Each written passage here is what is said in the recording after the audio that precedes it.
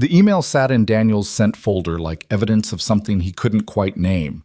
Not friendship, not truce, just a subtle shift in the gravitational field between two people who'd existed in opposition for so long that détente felt almost dangerous.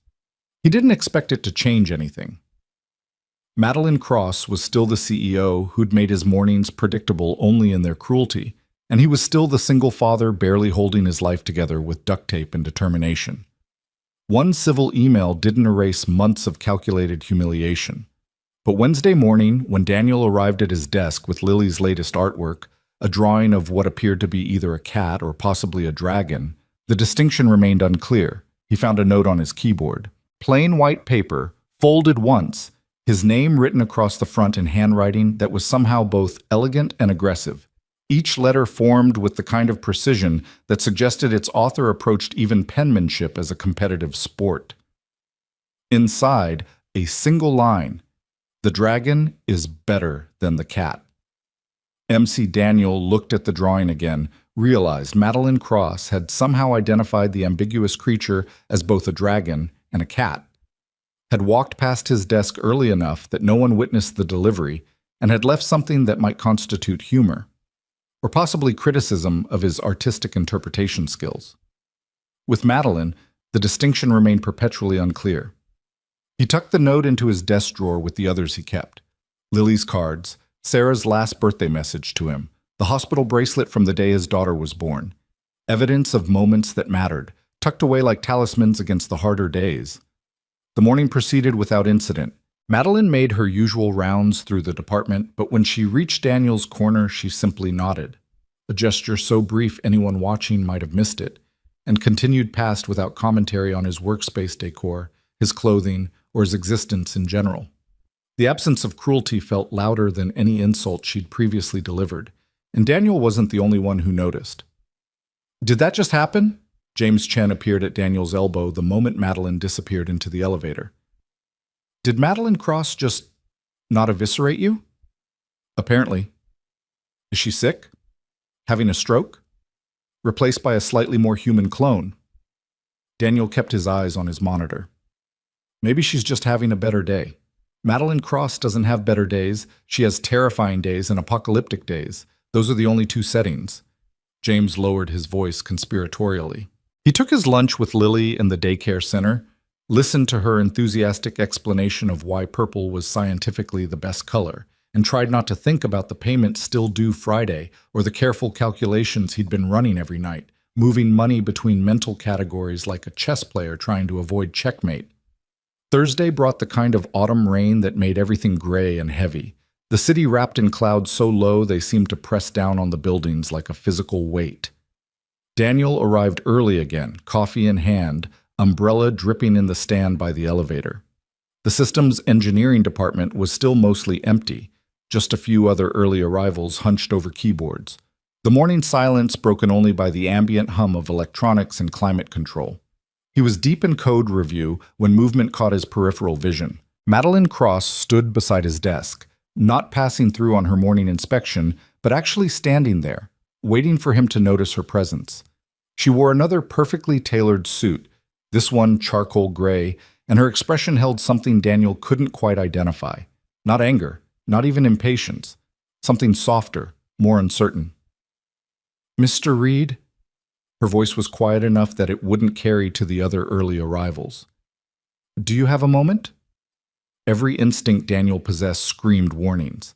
Nothing good came from private conversations with Madeline Cross, but he minimized his code window and turned to face her, searching her face for clues about what fresh disaster she'd devised. "Of course, Ms. Cross." "Not here." She glanced toward the conference room at the department's far end, currently dark and empty. "Somewhere we can speak privately." Daniel's stomach dropped, but he stood and followed her across the office, acutely aware of the few other employees watching this procession with barely concealed curiosity. Private conversations with the CEO were rare and usually preceded either spectacular promotions or immediate terminations. Given his history with Madeline Cross, Daniel strongly suspected he wasn't about to receive a promotion. The conference room was cold, The climate controls set to a temperature that assumed the space would be full of bodies generating warmth through existence and nervous energy. Madeline closed the door behind them, but didn't immediately speak, instead moving to the window where rain streaked down the glass in patterns that looked almost intentional, almost beautiful. "I owe you an apology," she said finally, still facing the window, her reflection visible in the rain-darkened glass. "For the past 6 months, for every morning, for using you as my daily target practice." Daniel stood frozen, unable to process what he was hearing. Madeline Cross didn't apologize. Madeline Cross barely acknowledged other people's humanity, let alone her own capacity to harm it. But here she was, her shoulders tense with what might actually be discomfort, offering something that sounded remarkably like contrition. "I don't expect you to accept it," she continued. "I probably wouldn't, in your position. But I needed to say it. What I've done, how I've treated you, it's been inexcusable." "Why?" The question escaped before Daniel could stop it. "Why me specifically? What did I do to become your target?" Madeline turned from the window, and Daniel saw something in her face he'd never seen before, genuine emotion, unguarded and raw. "You reminded me of someone I used to know, someone I used to be. Before I learned that caring about people gives them power to destroy you." "So you decided to destroy me first?" "I decided to prove to myself that I was stronger than whatever softness your situation triggered." She laughed, bitter and sharp. "Turns out, I was just cruel. There's a difference, apparently." The rain continued its assault on the windows, filling the silence between them. Daniel should have felt vindicated, triumphant even. But instead, he just felt tired, like he'd been carrying Madeline's issues along with his own all these months, and only now realized how heavy the combined weight had become. "Your daughter," Madeline said suddenly. "Lily. The drawing on your desk, the family tree with 3 people. Who's the third person?" Daniel's throat tightened. "You. Apparently she's decided you're my friend, and friends belong in family trees." Something crossed Madeline's face that looked almost like pain. "Children shouldn't—" She stopped, started again. "I had a son once, Gabriel. He would have been 12 now." The revelation hit Daniel like a physical blow. Would have been? Stillborn, full term, perfect in every way except the part where his heart beat. Madeline's voice was clinical, detached, the words delivered like a medical report rather than a tragedy. "My husband left 6 months later.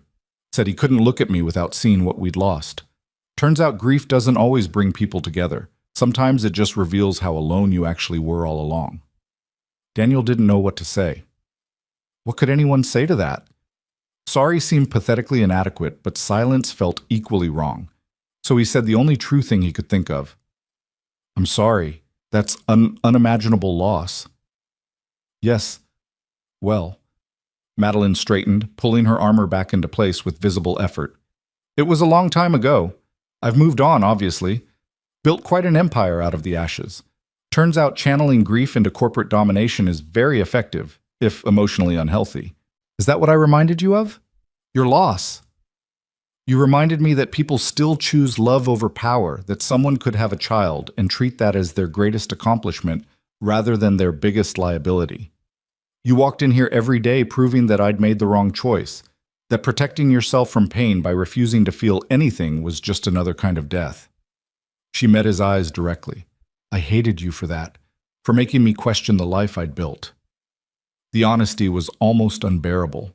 Daniel had spent months thinking Madeline Cross was simply a terrible person, had reduced her to villain status in his mind because it made the daily humiliation easier to endure.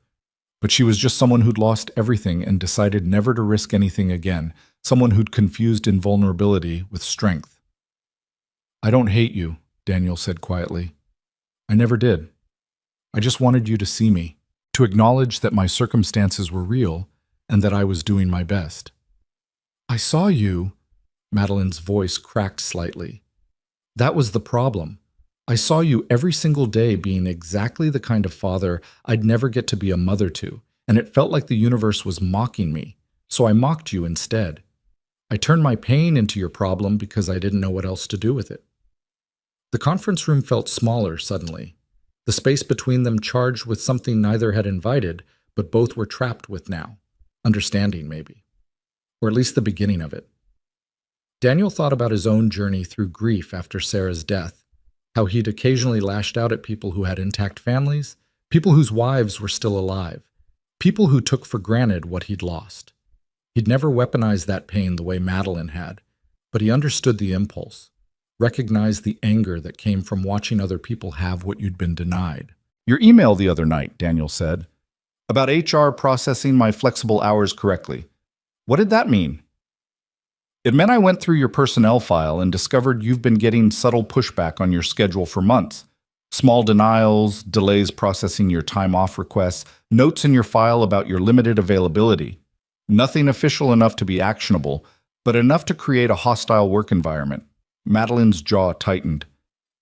I corrected it, made it very clear that your negotiated schedule is policy, not preference, and anyone who has a problem with it can take it up with me personally. Daniel stared at her. Why would you do that? Because you were right. What you said in my office Tuesday, about cruelty coming from pain. I've been in pain for so long I forgot it wasn't a permanent condition. And I'm tired, Reed. I'm exhausted from being this person, from maintaining this performance. Your daughter thinks I'm your friend. Maybe I should try being worthy of that instead of proving her wrong. The vulnerability in those words was stunning. Madeline Cross, CEO and corporate legend, admitting exhaustion and loneliness to an employee she'd tormented for months. It should have felt like victory, but it just felt sad. Two people finally being honest about how isolated they both were, how badly they'd both been managing their respective griefs. I don't know if we can be friends, Daniel said carefully. The power dynamic makes that complicated. You're still my boss. You still control whether I can pay my rent and feed my daughter. I know. Madeline moved away from the window, closer to where Daniel stood. But maybe we can be less hostile.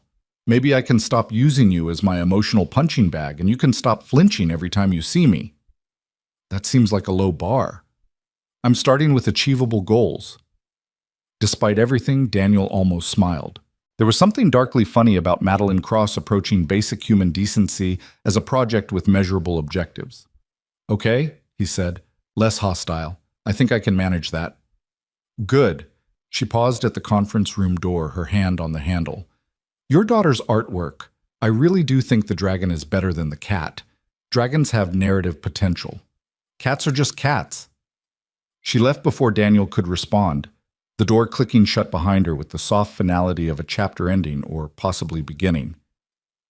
Daniel stood alone in the cold conference room, rain still beating against the windows, trying to process what had just happened. An apology. An explanation. A glimpse behind the armor at the wounded person underneath. It didn't erase the past 6 months, didn't make the daily humiliation hurt less in retrospect.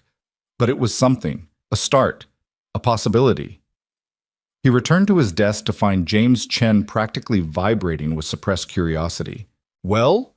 James demanded. Are you fired? Promoted? Transferred to a facility in Siberia? None of the above. Then what was that about? Just a work discussion. Daniel settled back into his chair, pulled up his code review, tried to project normalcy. Nothing dramatic. But James wasn't buying it. Nobody has work discussions in dark conference rooms with Madeline Cross at 7:30 in the morning. That woman schedules her scheduling meetings. She doesn't do spontaneous. First time for everything. James opened his mouth to press further, but something in Daniel's expression must have warned him off. He retreated to his own workspace with obvious reluctance, leaving Daniel to his code and his thoughts and the growing realization that his life had just gotten significantly more complicated in ways he couldn't begin to predict.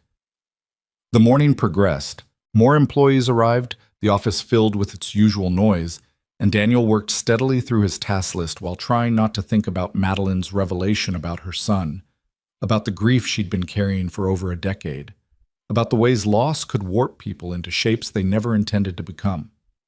He'd been lucky in some ways. Sarah's death had made him softer, more present, determined to be everything Lily needed because he couldn't bear the thought of her losing more than she already had. But he could imagine another version of himself, one where grief had hardened him instead, where he'd turned inward and bitter and cruel, because pain with nowhere to go eventually poisoned everything it touched. At 10:30, Daniel's computer pinged with a calendar notification, meeting with HR at 11. He stared at the alert, anxiety spiking immediately. HR meetings were never good news. HR meetings that appeared in your calendar with no context or warning were especially concerning. He checked the invitation details. Benefits review, D. Reed, with Patricia Winters listed as the organizer. Patricia, who ran the entire HR department and definitely didn't handle routine benefits reviews personally. This was bad. This was Madeline's HR correction blowing up in his face. This was him getting fired for causing trouble, for being the squeaky wheel that got replaced rather than greased. Daniel made it through the next 30 minutes on autopilot, his hands moving across the keyboard while his mind spiraled through worst-case scenarios. How long could he stretch his savings? What other tech companies were hiring? Could he afford the gap in health insurance? Would he have to pull Lily from the daycare she loved, from the stability and routine that had finally made her feel safe again? At 10:55, he headed toward HR on the building's 32nd floor. The HR suite was decorated with motivational posters about teamwork and innovation, the corporate equivalent of telling people to have a nice day while auditing their expense reports. Patricia Winters' office occupied the corner, actual walls instead of glass partitions, a door that closed, the kind of privacy that came with sufficient seniority. Her assistant waved Daniel through immediately. "She's expecting you." Patricia sat behind a desk that was somehow both immaculately organized and clearly well used, every document in its place, but the whole arrangement suggesting someone who actually worked, rather than just performed work for appearances. She was somewhere in her 50s, with steel gray hair cut in a practical bob, and reading glasses on a chain that made her look like everyone's competent aunt. "Mr. Reed, please sit." She gestured to the chair across from her desk. "Thank you for making time on short notice." "Of course." Daniel sat, tried to keep his hands from fidgeting, failed. "Is there a problem with my benefits?" "Quite the opposite." Patricia pulled up something on her computer. "I've been reviewing your file per Ms. Cross's request, and I've found several irregularities that need immediate correction." Here it comes. Daniel braced himself. "Your flexible schedule was approved when you started 3 years ago," Patricia continued, "but it appears there's been ongoing pushback that was never properly addressed. Time off requests delayed, notes in your file questioning your commitment, subtle pressure to conform to standard hours despite your documented accommodation." "I didn't realize." "You weren't supposed to realize. That's how these things work." Patricia's expression was sympathetic but firm. Plausible deniability. Nothing official, nothing you could point to and say, this is discrimination. Just a pattern of small obstacles that add up to a hostile environment. "So I'm not in trouble?" "You're not in trouble. The people who created that hostile environment are in trouble. I've already had conversations with 3 managers and issued formal warnings." She clicked through more documents. "Additionally, I'm increasing your bereavement leave retroactively. You should have received more time when your wife passed, and I'm correcting that oversight now. You'll see the adjustment in your next paycheck." Daniel couldn't process what he was hearing. "Ms. Winters, I don't understand. Why is this happening now?" Patricia leaned back in her chair, studying him over her reading glasses. "Because Ms. Cross takes compliance seriously. When she identifies a problem, she expects it fixed immediately, and apparently your situation qualified as a problem that needed fixing. But she's the one who—" Daniel stopped himself, uncertain how much Patricia knew about Madeline's months of cruelty. "Who made your life difficult?" Patricia finished for him. "Yes, I'm aware. Miss Cross and I had a very frank conversation yesterday about management behavior and hostile work environments. She's addressing her approach." The careful phrasing told Daniel exactly how uncomfortable that conversation must have been. He couldn't imagine Madeline sitting in this office being lectured about her behavior by HR, couldn't picture her accepting criticism without her usual armor of authority and defensiveness.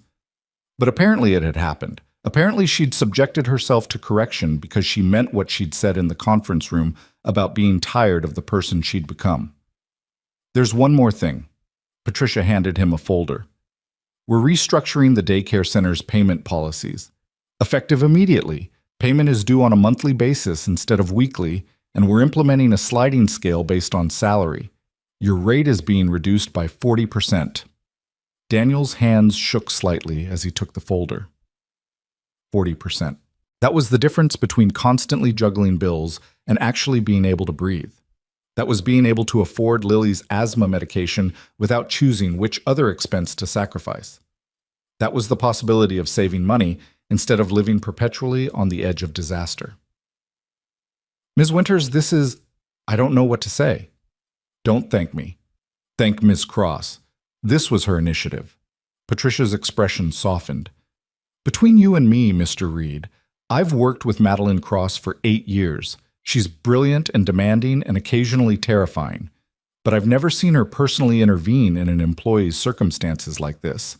Whatever conversation you two had, it made an impression.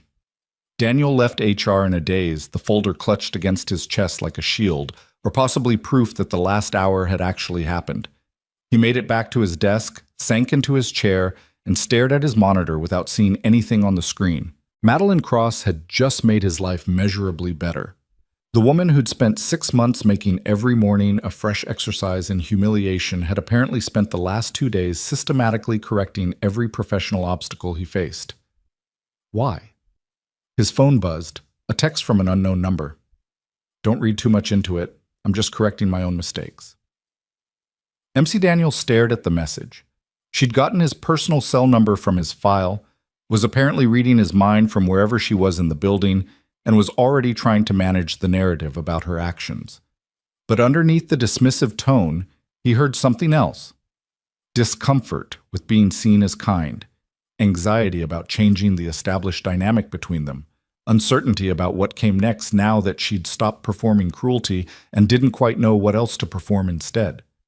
He typed back, "Thank you anyway." 3 dots appeared, disappeared, appeared again. Finally, "You're welcome." 2 words that probably took Madeline Cross more courage to type than most people spent on entire conversations. Daniel set his phone down, opened the HR folder, and tried to focus on documentation that outlined his new benefits instead of on the growing complexity of his relationship with the woman who'd been his tormentor and was now apparently, what? Ally? Friend? Person who'd recognized her own cruelty and was attempting repair? Lunch with Lily that day felt different. Daniel couldn't quite shake the morning's revelations, kept thinking about Madeline's stillborn son, about the husband who'd left, about the decade of loneliness and grief channeled into corporate success and emotional isolation. Lily chattered about a puppet show Mrs. Patterson had organized, completely oblivious to the seismic shifts happening in her father's professional life. And Daniel was grateful for that obliviousness, for her ability to exist in a world where adults' complications didn't yet touch her. "Daddy, you're not listening," Lily announced, hands on her hips in a gesture she'd learned from some cartoon character who'd achieved breakout popularity among 6-year-olds that season. "I'm sorry, sweetheart. Tell me again about the puppet." He was a bear who wanted to be a dancer, but everyone said bears can't dance because they're too big and clumsy. But then he practiced, and at the end he was the best dancer and everyone was sorry they were mean to him. Daniel heard the story's subtext clearly, Lily processing the world's cruelties through narratives where perseverance and goodness eventually triumphed, where people who were mean eventually learned better. It was the same impulse that had made her draw Madeline into their family tree, the same hope that made her believe adults could remember how to be kind if you just gave them enough chances. "That's a good story," Daniel said. "I like that the bear didn't give up." Mrs. Patterson said sometimes people are mean because they're scared, not because they're bad. They just forgot how to be brave. Daniel wondered if Mrs. Patterson was a secret philosopher, or if all children's educators eventually accumulated wisdom through repeated exposure to simple truths. "Mrs. Patterson sounds very smart." "She is. She said I could be a puppet master when I grow up if I want." "You can be anything you want, Lily." She considered this seriously, then returned to her sandwich, apparently satisfied that her career options remained adequately open. Daniel watched her eat, this small person who trusted him completely, who believed in happy endings and redemption arcs and the fundamental goodness of people despite all the evidence suggesting otherwise. He wanted desperately to protect that faith, to make sure the world didn't crush her optimism the way it crushed so many people's, to ensure she grew up believing kindness was strength rather than weakness. That afternoon brought a crisis in the server infrastructure, the kind of cascading technical failure that required all hands on deck and turned the systems engineering department into organized chaos. Daniel dove into the problem alongside 24 other engineers, everyone working frantically to identify the source of the corruption before it spread through critical systems. Hours blurred together in a haze of command lines and diagnostic tools and increasingly desperate patches. By 4:30, they'd isolated the issue to a failed backup protocol that had created a recursive loop in the data validation system. By 5 o'clock, they had a solution deployed. By 5:15, Daniel was covered in stress sweat and caffeine jitters and the particular exhaustion that came from averting disaster through teamwork and technical expertise. He was packing up to leave, 5:30 exactly, because some boundaries mattered even during emergencies, when Madeline appeared in the department doorway. She'd discarded her suit jacket at some point, her sleeves rolled up in a gesture that made her look almost human, almost approachable. She surveyed the room with those pale gray eyes that missed nothing, taking in the exhausted engineers and the emergency's aftermath. "Good work today," she announced to the room at large. "That could have been catastrophic. Instead, it was merely expensive. I appreciate everyone's quick response." The department accepted this praise with the wary gratitude of people unused to positive feedback from their CEO. Madeline's gaze found Daniel across the room, held for a moment that felt weighted with something unspoken, then moved on. "Those who stayed past their scheduled hours will see overtime compensation on their next check, and I'm buying dinner for anyone who needs to stay late finishing the documentation. Have the restaurant bills sent to my assistant." She paused at the doorway. "Reed, a word before you leave?" Every person in the department suddenly became very interested in their keyboards. Daniel felt their curiosity like physical pressure as he followed Madeline into the corridor away from the office's glass walls and observant eyes. "You left at 5:30, Madeline said without preamble. "That's my scheduled time." "In the middle of a crisis." "The crisis was resolved by 5. The rest is documentation and cleanup that doesn't require my specific expertise." Daniel kept his voice level. "You told HR my flexible schedule was policy. I'm following that policy." Something that might have been approval flickered across Madeline's face. "Good. I'm glad you're holding the boundary. I was testing whether you'd actually enforce it or if you'd revert to sacrificing your needs when pressed." "That was a test?" "Everything's a test, Reed. The question is whether you're learning the right lessons." She glanced toward the elevator, then back to him. "Your daughter, Lily. I'd like to meet her properly. Not just pass her in the hallway, but actually talk to her if you'd be comfortable with that." Daniel's protective instincts flared immediately. "Why?" "Because she drew me into your family tree. Because she thinks I'm your friend. Because I'd like to understand why a 6-year-old has more faith in people than most adults manage." Madeline's expression was vulnerable in a way that looked physically painful for her. "And because I'd like to see what I might have had, if my son had lived. Just for a moment. Just to remember what it feels like to be someone's whole world." The honesty was devastating. Daniel thought about saying no, about protecting Lily from whatever complications might arise from proximity to Madeline Cross. But he remembered the drawing, remembered Lily's insistence that Madeline just needed to remember how to be kind, remembered his own journey through grief and the way small kindnesses from strangers had sometimes been the only thing standing between him and complete collapse. "Tomorrow," he said. "Lunch in the daycare center, 30 minutes. If Lily seems uncomfortable at any point, you leave immediately." "Agreed." "And Ms. Cross, she's 6. Whatever you're looking for in this interaction, closure, understanding, absolution, she can't provide that. She's just a kid who likes purple and makes up songs and believes in happy endings. Don't make her responsible for your healing." Madeline's jaw tightened, but she nodded. "I understand." Daniel left her standing in the corridor and headed for the elevator, his heart pounding with anxiety about what he'd just agreed to. Introducing Lily to Madeline felt like inviting a hurricane into their carefully structured calm, like risking his daughter's emotional safety for the sake of someone else's redemption arc. But maybe Lily's faith wasn't misplaced. Maybe people could remember how to be kind. Maybe Madeline Cross could look at his daughter and see possibility instead of loss, future instead of past. Or maybe this would be a disaster that Daniel would spend years trying to help Lily process. Too late now. The decision was made. That night, after Lily was asleep, Daniel sat at his kitchen table staring at the HR documentation that outlined his improved benefits. 40% reduction in daycare costs, retroactive bereavement leave, protected flexible schedule. It was more than a correction of past wrongs. It was Madeline using her power to materially improve his life in ways that would ripple forward for months or years. It was her version of apology, rendered in practical terms because emotions were harder than policy adjustments. His phone buzzed with another text from that now familiar unknown number. "Are you sure about tomorrow?" Madeline, apparently experiencing her own anxiety about their agreement. Daniel typed back, "No, but Lily is." And sometimes 6-year-olds understand things adults have forgotten. The 3 dots appeared and disappeared several times. Finally, "I hope you're right." "Me too." Daniel set his phone aside and went to check on Lily one more time before bed. She was sprawled across her mattress in the boneless way children slept, Bun trapped under one arm, her face peaceful in the nightlight's glow. He adjusted her blanket, kissed her forehead gently enough not to wake her, and stood in the doorway watching her breathe. Tomorrow, he would introduce his daughter to a woman who'd spent 6 months making his life miserable, who'd carried grief so long it had calcified into cruelty, who was trying desperately to remember how to be human.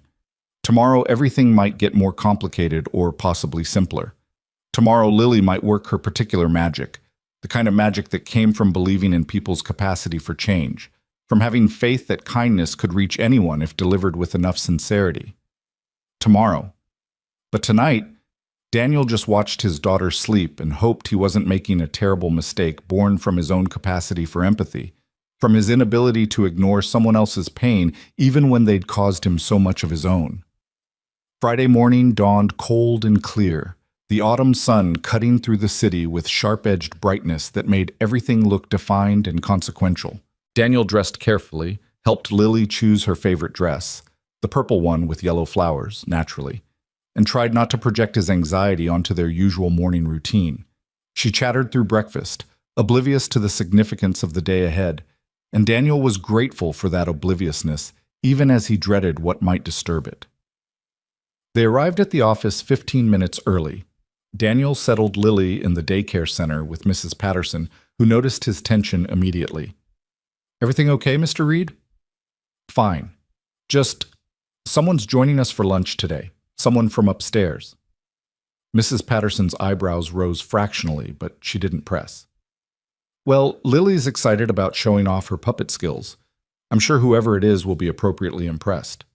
Daniel worked through the morning in a fog of nervous energy, unable to focus properly on code that required concentration he couldn't maintain. Around him, the office buzzed with its Friday energy, people already mentally checked out for the weekend, conversations drifting toward plans and relaxation, and all the things people with normal lives did when they weren't working. Daniel had almost forgotten what that felt like, what it meant to have mental space for leisure instead of just constant low-grade crisis management. At 11:45, his phone buzzed. "I'm outside the daycare center. Do I just go in?" Even through text, Daniel could hear Madeline's uncertainty. This woman who commanded boardrooms and dominated business negotiations was nervous about meeting a 6-year-old. He typed back, "I'll be right down." The elevator ride felt eternal. Daniel's hands were actually shaking slightly as he exited on the ground floor and headed toward the daycare center, where Madeline stood outside the cheerful entrance looking profoundly out of place. She'd dressed down as much as someone like her probably could, slacks and a simple blouse instead of her usual armor-like suits, but she still radiated authority and discomfort in equal measure. "Ready?" Daniel asked. "No, but I'm here anyway." They entered together. Mrs. Patterson looked up from where she was organizing the lunch tables, her professional smile faltering slightly when she recognized Madeline Cross. The CEO's reputation clearly preceded her even to the daycare staff, but Mrs. Patterson recovered quickly, gesturing toward where Lily sat with several other children, all of them engaged in what appeared to be an intense negotiation about whose turn it was to be the puppet master. "Lily," Daniel called gently, "someone's here to meet you." Lily looked up, saw her father, and then saw Madeline standing behind him. Her face lit up with recognition and something that looked remarkably like vindication. the expression of a child whose instincts about people had just been proven correct. You came! Lily abandoned the puppet negotiation and crossed the room with that peculiar half-run children used indoors when actual running was forbidden. She stopped in front of Madeline, tilting her head back to look up at someone who seemed impossibly tall from a 6-year-old's perspective. I'm Lily. Daddy says you work together. Madeline looked like she'd forgotten how to breathe. She stared down at Lily with an expression that cycled through so many emotions Daniel couldn't track them all. Pain, longing, fear, something that might have been hope or possibly terror.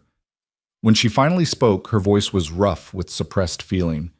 Hello, Lily. I'm Madeline. Your father has told me about you. Good things? Very good things. Lily considered this, apparently satisfied. Do you want to see my puppet? I've been practicing. Mrs. Patterson says I have natural talent. I would like that very much. Daniel watched as his daughter led Madeline toward the puppet theater set up in the corner, watched as this woman who'd been his antagonist for months carefully lowered herself to Lily's level, watched as she listened with focused attention while Lily explained the complex hierarchy of puppet characters and their various narrative roles. Madeline's face was unguarded in a way Daniel had never witnessed, all her usual defenses abandoned as she engaged with this small person who had no idea she was talking to a billionaire CEO. Mrs. Patterson appeared at Daniel's elbow. That's Madeline Cross, she whispered, somewhere between awe and concern. Yes. And she's having lunch with Lily because my daughter thinks everyone deserves a second chance, and I'm trying to believe she's right. They moved to the lunch tables, Lily claiming the seat between Daniel and Madeline with the territorial certainty of someone who'd orchestrated this entire encounter in her 6-year-old mind. Daniel unpacked their sandwiches while Madeline sat rigid and uncertain, clearly unsure of the protocol for children's lunch etiquette. You need to open your sandwich, Lily informed her seriously. That's the rule. You have to see what you're eating. I didn't bring... You can share mine, Lily announced, splitting her peanut butter and jelly sandwich with the generosity of someone who'd never experienced food scarcity. Daddy always makes extra anyway. Madeline accepted half a sandwich from a 6-year-old like she was receiving communion, held it carefully as if it might shatter. Thank you, Lily. You're welcome. Do you have kids? The question was innocent, devastating. Daniel moved to intervene, but Madeline spoke first, her voice quiet but steady. I almost did, a long time ago. But he died before he was born. Lily absorbed this information with the solemn gravity children brought to topics they didn't fully understand but recognized as important. That's sad. Yes, it was very sad. My mommy died too, when I was 3. I don't remember her very much, but Daddy tells me stories, so I kind of remember from the stories. Madeline's eyes were bright with unshed tears. Your father must be a very good storyteller. He is. He can do different voices and everything. Lily took a bite of sandwich, then added with perfect child logic. Maybe you could be in our family now, since you don't have one and we have an extra spot. The words hung in the air. Daniel stopped breathing. Madeline's face crumpled for just a moment before she controlled it, before she rebuilt her composure enough to respond. That's very kind of you, Lily, but families are complicated. Not really, Lily said with the confidence of someone who'd never navigated adult complications. You just need people who care about you and you care about them. That's what Daddy says. The rest is just details. Madeline looked at Daniel over Lily's head, her expression asking 1,000 questions. Neither of them knew how to answer.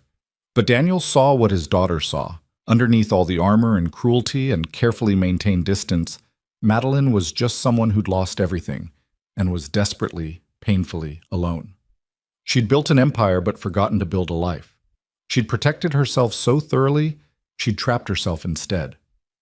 Lily's right, Daniel said quietly. Families are simpler than we make them. They're about showing up, about being there when it matters, about choosing each other even when it's difficult. I don't know how to do that, Madeline admitted, her voice barely above a whisper. Neither did I, before Lily, but she taught me, and I think... Daniel hesitated, then committed to the leap. I think we could teach you, too, if you wanted to learn. Madeline closed her eyes, a single tear escaping down her perfect makeup despite her best efforts. Lily, with the preternatural instinct children had for emotional distress, reached out and took Madeline's hand. "It's okay to be sad," Lily said seriously. "Daddy says sometimes sad feelings need to come out or they get stuck inside and make everything hurt. You can cry if you need to. We won't tell anyone." That simple permission, delivered with such earnest compassion, shattered something in Madeline that had been cracking all week. She pressed her free hand over her mouth, shoulders shaking with silent sobs she'd probably been holding back for over a decade. Lily held onto her hand with fierce determination, the small child offering comfort to a woman who'd never allowed herself to receive it. Daniel moved closer, providing physical presence without demanding anything, letting Madeline break down in the corner of a daycare center on a Friday afternoon while his daughter held her hand and whispered that it would be okay. Everything would be okay. Sometimes people just needed to cry. And that was fine. That was normal. That was what you did when you remembered you were human instead of just strong. Around them, the daycare continued its normal rhythms. Children played and laughed. Mrs. Patterson quietly redirected curious kids away from their corner. The world kept spinning while Madeline Cross finally allowed herself to grieve for the son she'd lost, for the husband who'd left, for the decades she'd spent building walls instead of bridges. When she finally regained control, Madeline's makeup was ruined and her eyes were red, and she looked more real than Daniel had ever seen her look. "I'm sorry," she said hoarsely. "That was unprofessional." "We're not at work," Lily said matter-of-factly. "This is daycare, different rules. Plus, nobody cares if you cry. People cry all the time. It's not a big deal." Madeline laughed, wet and genuine. "You're very wise, Lily." "I know. Daddy tells me that a lot." They finished lunch with lighter conversation, Lily describing her current favorite cartoon in exhaustive detail, Madeline asking questions with genuine interest, Daniel watching this impossible scene unfold with something that felt dangerously close to hope. When it was time for Madeline to return upstairs, Lily hugged her without hesitation, wrapping small arms around an adult who clearly hadn't been hugged in years. "You should come back," Lily said, "for lunch again. Next week, maybe." "I'd like that," Madeline replied, and Daniel heard the truth in it. Not polite deflection, but actual desire. He walked Madeline back to the elevators, leaving Lily with Mrs. Patterson and the afternoon's activities.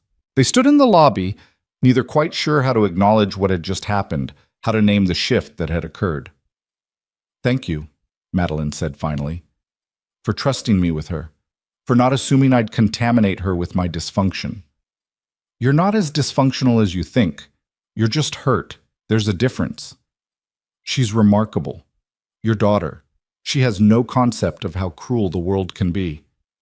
I hope to keep it that way as long as possible." Madeline nodded, understanding that protective impulse bone deep. "I meant what I said to her about wanting to learn. I don't know if I can be part of a family again, don't know if I remember how, but I'd like to try, if you'll let me."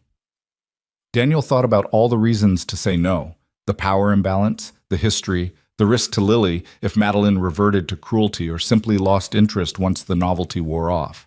But he also thought about Lily's drawing of 3 figures holding hands, about Mrs. Patterson's puppet show, where the bear learned to dance despite everyone saying it was impossible, about his own belief that people could change if someone gave them a reason to try. "Lunch next Friday," he said. "Same time. And maybe—" He paused, committed to the vulnerability. "Maybe we could get coffee sometime. Just us. Talk without an audience. Figure out what this is." "This?" "Whatever's happening between us. Whatever changed when you stopped being cruel and started being human." Madeline's expression cycled through emotions too complex to name. "Coffee," she repeated, "like normal people." "Exactly like normal people." "I don't know how to be normal, Reed." "Good thing I'm an excellent teacher."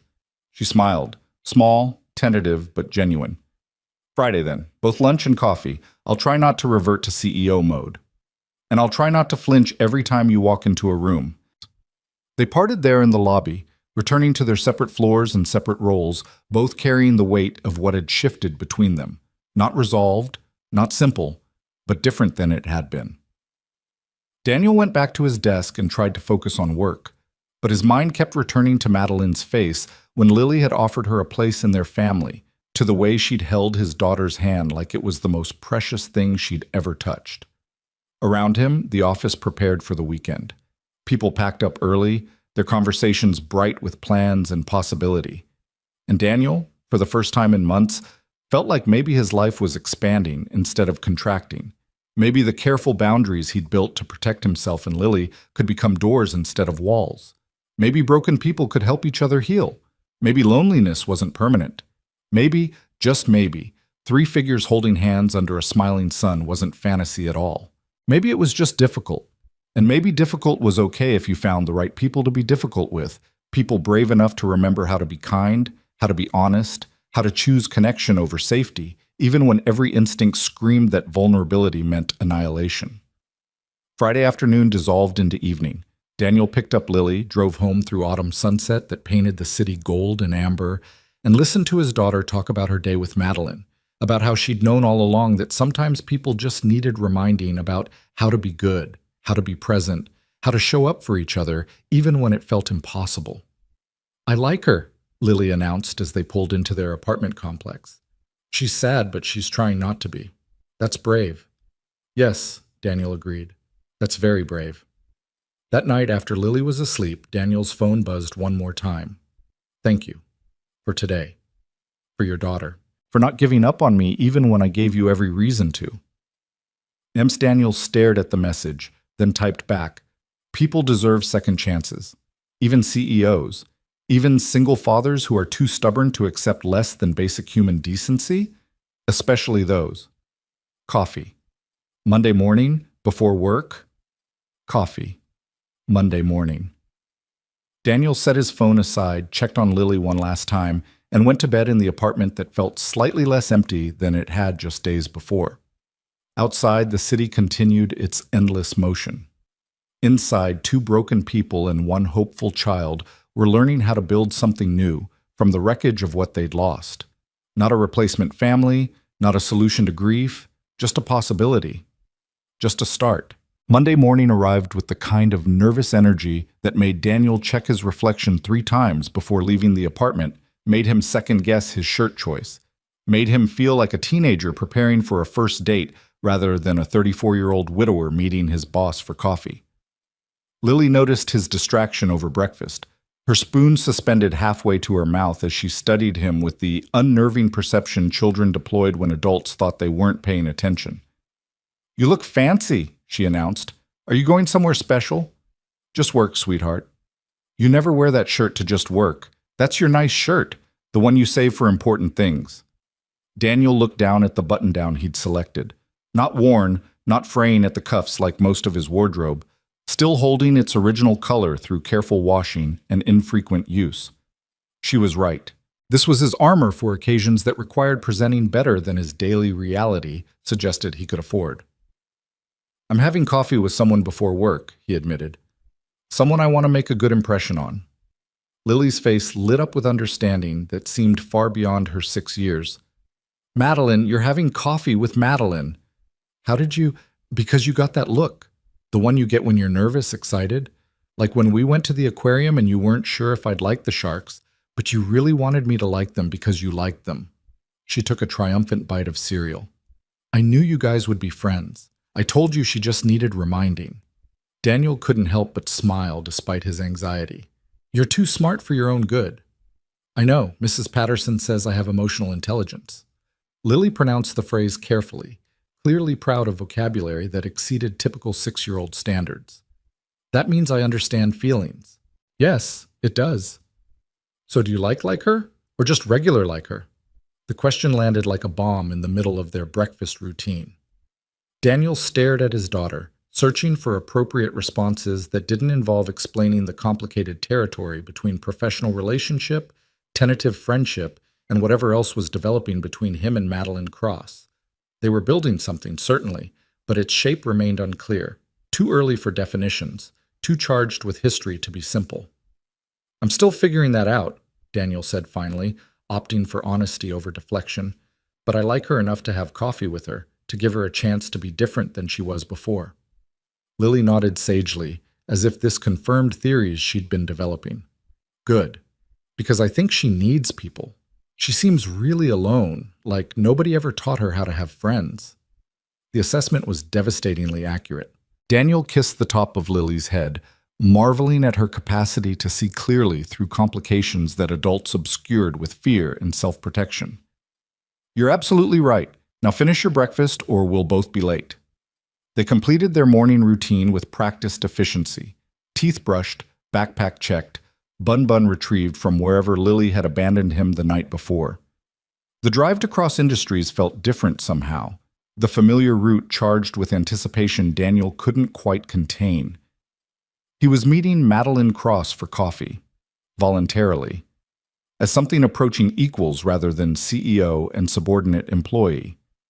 The coffee shop Madeline had suggested occupied a corner 2 blocks from the office, the kind of place that catered to professionals who needed caffeine before facing their corporate existences. Daniel arrived 5 minutes early, ordered his usual, black coffee, nothing fancy, because fancy coffee felt like an extravagance he couldn't justify, and claimed a table near the window where he could watch the morning foot traffic while his stomach performed acrobatics. Madeline arrived exactly on time, because of course she did. She'd dressed down again, or what passed for dressed down in her world. Tailored pants, a simple sweater, minimal jewelry. But she still carried herself with that particular authority that came from years of commanding rooms and making decisions that affected thousands of lives. She spotted Daniel immediately, something that might have been relief crossing her face before she schooled it back to neutrality. She ordered something complicated involving multiple modifiers and extra shots, the kind of coffee that required its own instruction manual, then joined Daniel at his window table. They sat across from each other in silence for a moment, neither quite sure how to begin this conversation they'd agreed to have. "Thank you for meeting me," Madeline said finally, wrapping both hands around her cup like she needed the warmth despite the shop's adequate heating. "I wasn't sure you'd actually show up." "Why wouldn't I?" "Because I've given you every reason to avoid me for the rest of your natural life, and yet here you are, voluntarily spending time with me before work hours require it." Daniel took a sip of his coffee, buying time to formulate his response. "Lily seems to think you're worth the effort. I'm trying to trust her judgment. Your daughter has more faith in humanity than I've managed in 42 years. She hasn't had as many reasons to lose it yet."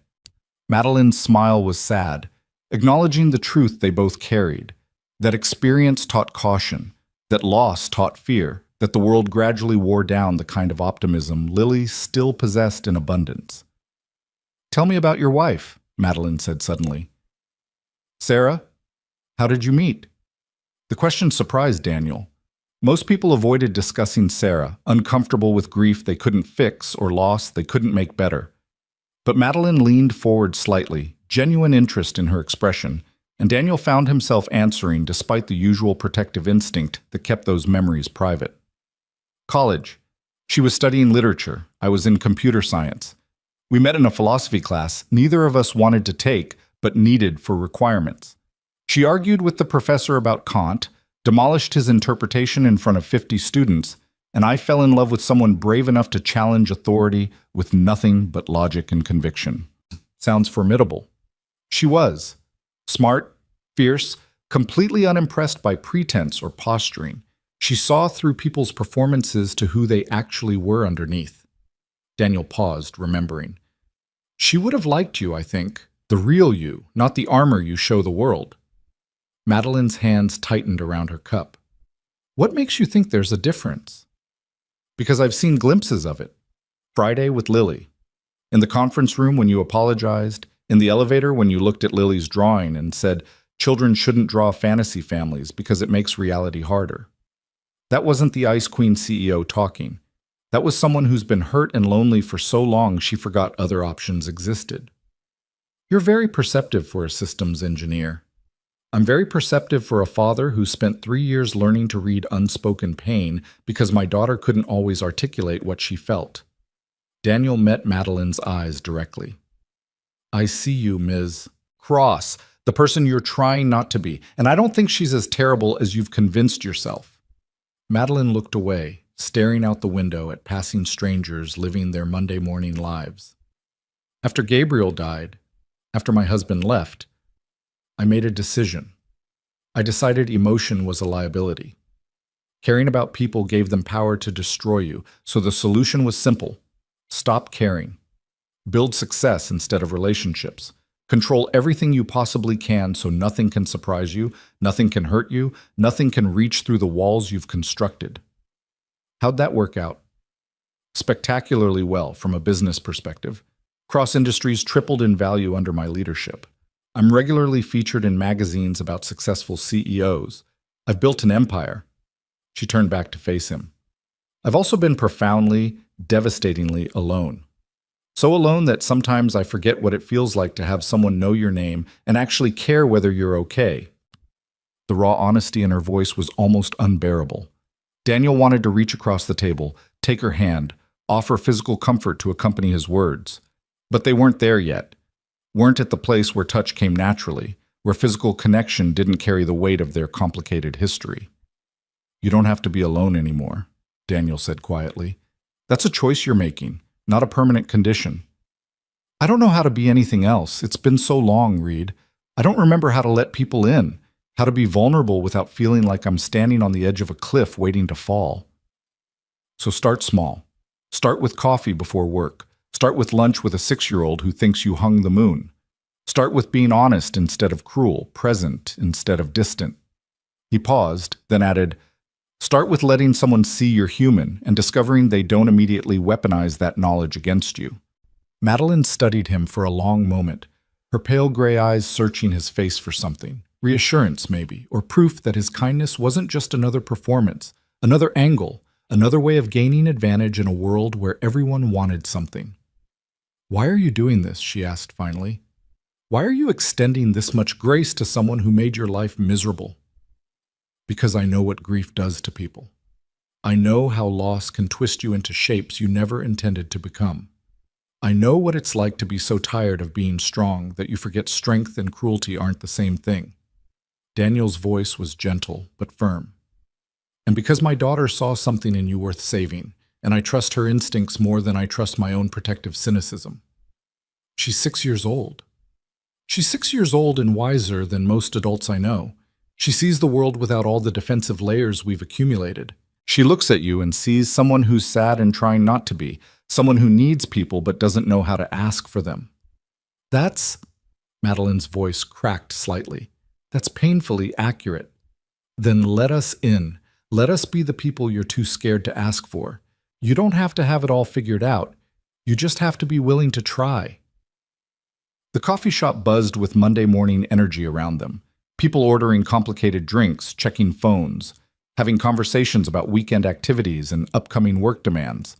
Normal people living normal lives, unburdened by the kind of grief and isolation that had shaped both Daniel and Madeline into their current forms. But sitting across from each other in this unremarkable cafe, they were building something different. Not normal exactly, but maybe sustainable, maybe even good. I'm terrified, Madeline admitted, so quietly Daniel almost missed it. Of getting close to you and Lily and having it fall apart. Of learning to need people again and then losing them the way I've lost everyone else. Of being vulnerable and discovering that vulnerability really is weakness, like I've always believed. Vulnerability isn't weakness. It's the only way to actually connect with anyone. And yes, connection means risk. It means you might get hurt. But it also means you might experience joy and companionship and the particular comfort of knowing someone gives a damn whether you're okay. Daniel leaned forward. You're already terrified and alone. What do you have to lose by trying something different? Madeline laughed, sharp and genuine. When you put it that way, my risk-benefit analysis looks pretty foolish. I learned a long time ago that the things worth having usually require risk. Sarah taught me that. Lily reminds me every day, and maybe, he hesitated, then committed. Maybe you could teach me something too. How to trust again after betrayal, how to believe people can change, how to extend grace even when someone's done nothing to earn it. I haven't earned your grace, Reed. Not remotely. No, you haven't. But I'm giving it anyway because that's what people do when they're trying to be better than their worst impulses. We offer each other chances to grow, opportunities to become the people we wish we'd been all along. They finished their coffee in more comfortable silence, the conversation having covered territory neither expected to explore on a Monday morning before work. When they finally stood to leave, Madeline looked different somehow. Still composed, still controlled, but with something softer visible around the edges. like she'd taken off one layer of armor and discovered she could still breathe without it. Same time next week? Madeline asked as they walked toward the office building visible a few blocks away. Same time next week. And Friday lunch with Lily? She'd be disappointed if you didn't show up. She's already planning what she wants to tell you about her week. Madeline's expression turned almost panicked. What if I say something wrong? What if I'm terrible with children in ways I haven't yet discovered? What if she decides I'm not worth the effort after all? Daniel stopped walking, turned to face her directly. Lily has decided you're worth the effort. Trust her judgment. Show up, be honest, and don't try to perform perfection. She doesn't need perfect. She just needs present. Present? Madeline repeated, like she was testing the word's weight. I can try present. That's all any of us can do. They parted ways in the office lobby, Madeline heading toward the executive elevators while Daniel continued to the Standard Bank that served the lower 40 floors. Several employees watched this interaction with poorly concealed curiosity. Daniel Reed and Madeline Cross arriving together, having clearly spent time together before work hours, displaying a familiarity that contradicted everything everyone knew about their relationship. The gossip would be spectacular. Daniel could already imagine the theories circulating through the office grapevine, the speculation about secret affairs and workplace favoritism, and whatever other narratives people constructed to explain the inexplicable. But for once, he didn't care. Let them talk. Let them wonder. What was developing between him and Madeline was too new, too fragile, too important to hide just because people might have opinions. The week unfolded with a rhythm that felt almost surreal. Madeline maintained her professional distance during work hours, but Daniel caught her watching him sometimes, not with her usual critical assessment, but with something that looked almost like curiosity, like she was studying a puzzle she couldn't quite solve. They exchanged occasional text messages, nothing profound, just small observations about their days or links to articles they thought the other might find interesting. It was the digital equivalent of friendship, tentative and careful, two people learning how to interact without the established scripts of CEO and employee, tormentor and victim. Wednesday brought an unexpected crisis. Daniel's car, held together by optimism and discount replacement parts, finally surrendered to entropy in the office parking garage. The check engine light that had been his constant companion for 6 months escalated to complete mechanical failure, the engine refusing to turn over despite Daniel's increasingly desperate attempts at ignition. He was still staring at the unresponsive dashboard when someone knocked on his window. Madeline stood outside his car, her expression caught between concern and something that might have been amusement. Daniel rolled down the window manually, because of course the electronic controls had also failed. "Car trouble," he said unnecessarily. "I can see that. Do you need a ride?" "I need a mechanic, and probably a new car, but I'll settle for calling a tow truck and figuring out how to get Lily home from daycare." "I can take you both." Madeline said it like it was obvious, like offering her CEO services as personal chauffeur was a completely reasonable solution to his transportation emergency. "I have a car and driver downstairs. We can pick up Lily, and I'll have you both home in 20 minutes. Daniel's pride immediately rebelled against accepting. He'd been managing his own disasters for 3 years, had learned to solve problems through stubborn determination and creative resource allocation. Accepting help felt like admitting defeat, like acknowledging he couldn't handle his own life. But his practical side recognized reality. It was 5:30, the mechanic he trusted didn't answer calls after 6, and Lily couldn't stay at daycare overnight while he sorted his automotive dysfunction. "Okay," he said, the word tasting like surrender. "Thank you." Madeline's driver, a professional man named Martin, who treated everyone with equal courtesy regardless of their position in the corporate hierarchy, waited with the kind of town car that cost more than Daniel's annual salary. The interior smelled like leather and success, every surface polished to reflection. The whole vehicle, a mobile representation of the economic divide between Madeline's world and Daniel's reality. They collected Lily from the daycare center, where she greeted Madeline with the enthusiasm of someone meeting a celebrity and climbed into the town car with the unbridled excitement children brought to novel experiences. "This is so fancy," she announced, running her hands over the leather seats. "Do you ride in this every day?" "Every day?" Madeline confirmed, watching Lily's delight with an expression that mixed warmth and something that looked almost like pain. The expression of someone witnessing childhood joy while remembering their own son would never experience such simple pleasures. That must be nice. Our car makes funny noises and the door doesn't open right, and Daddy says we have to be gentle with it because it's old and tired. Your car sounds very patient. It is. Daddy says everything deserves respect, even old cars that don't work very well anymore. He says things don't have to be perfect to be valuable.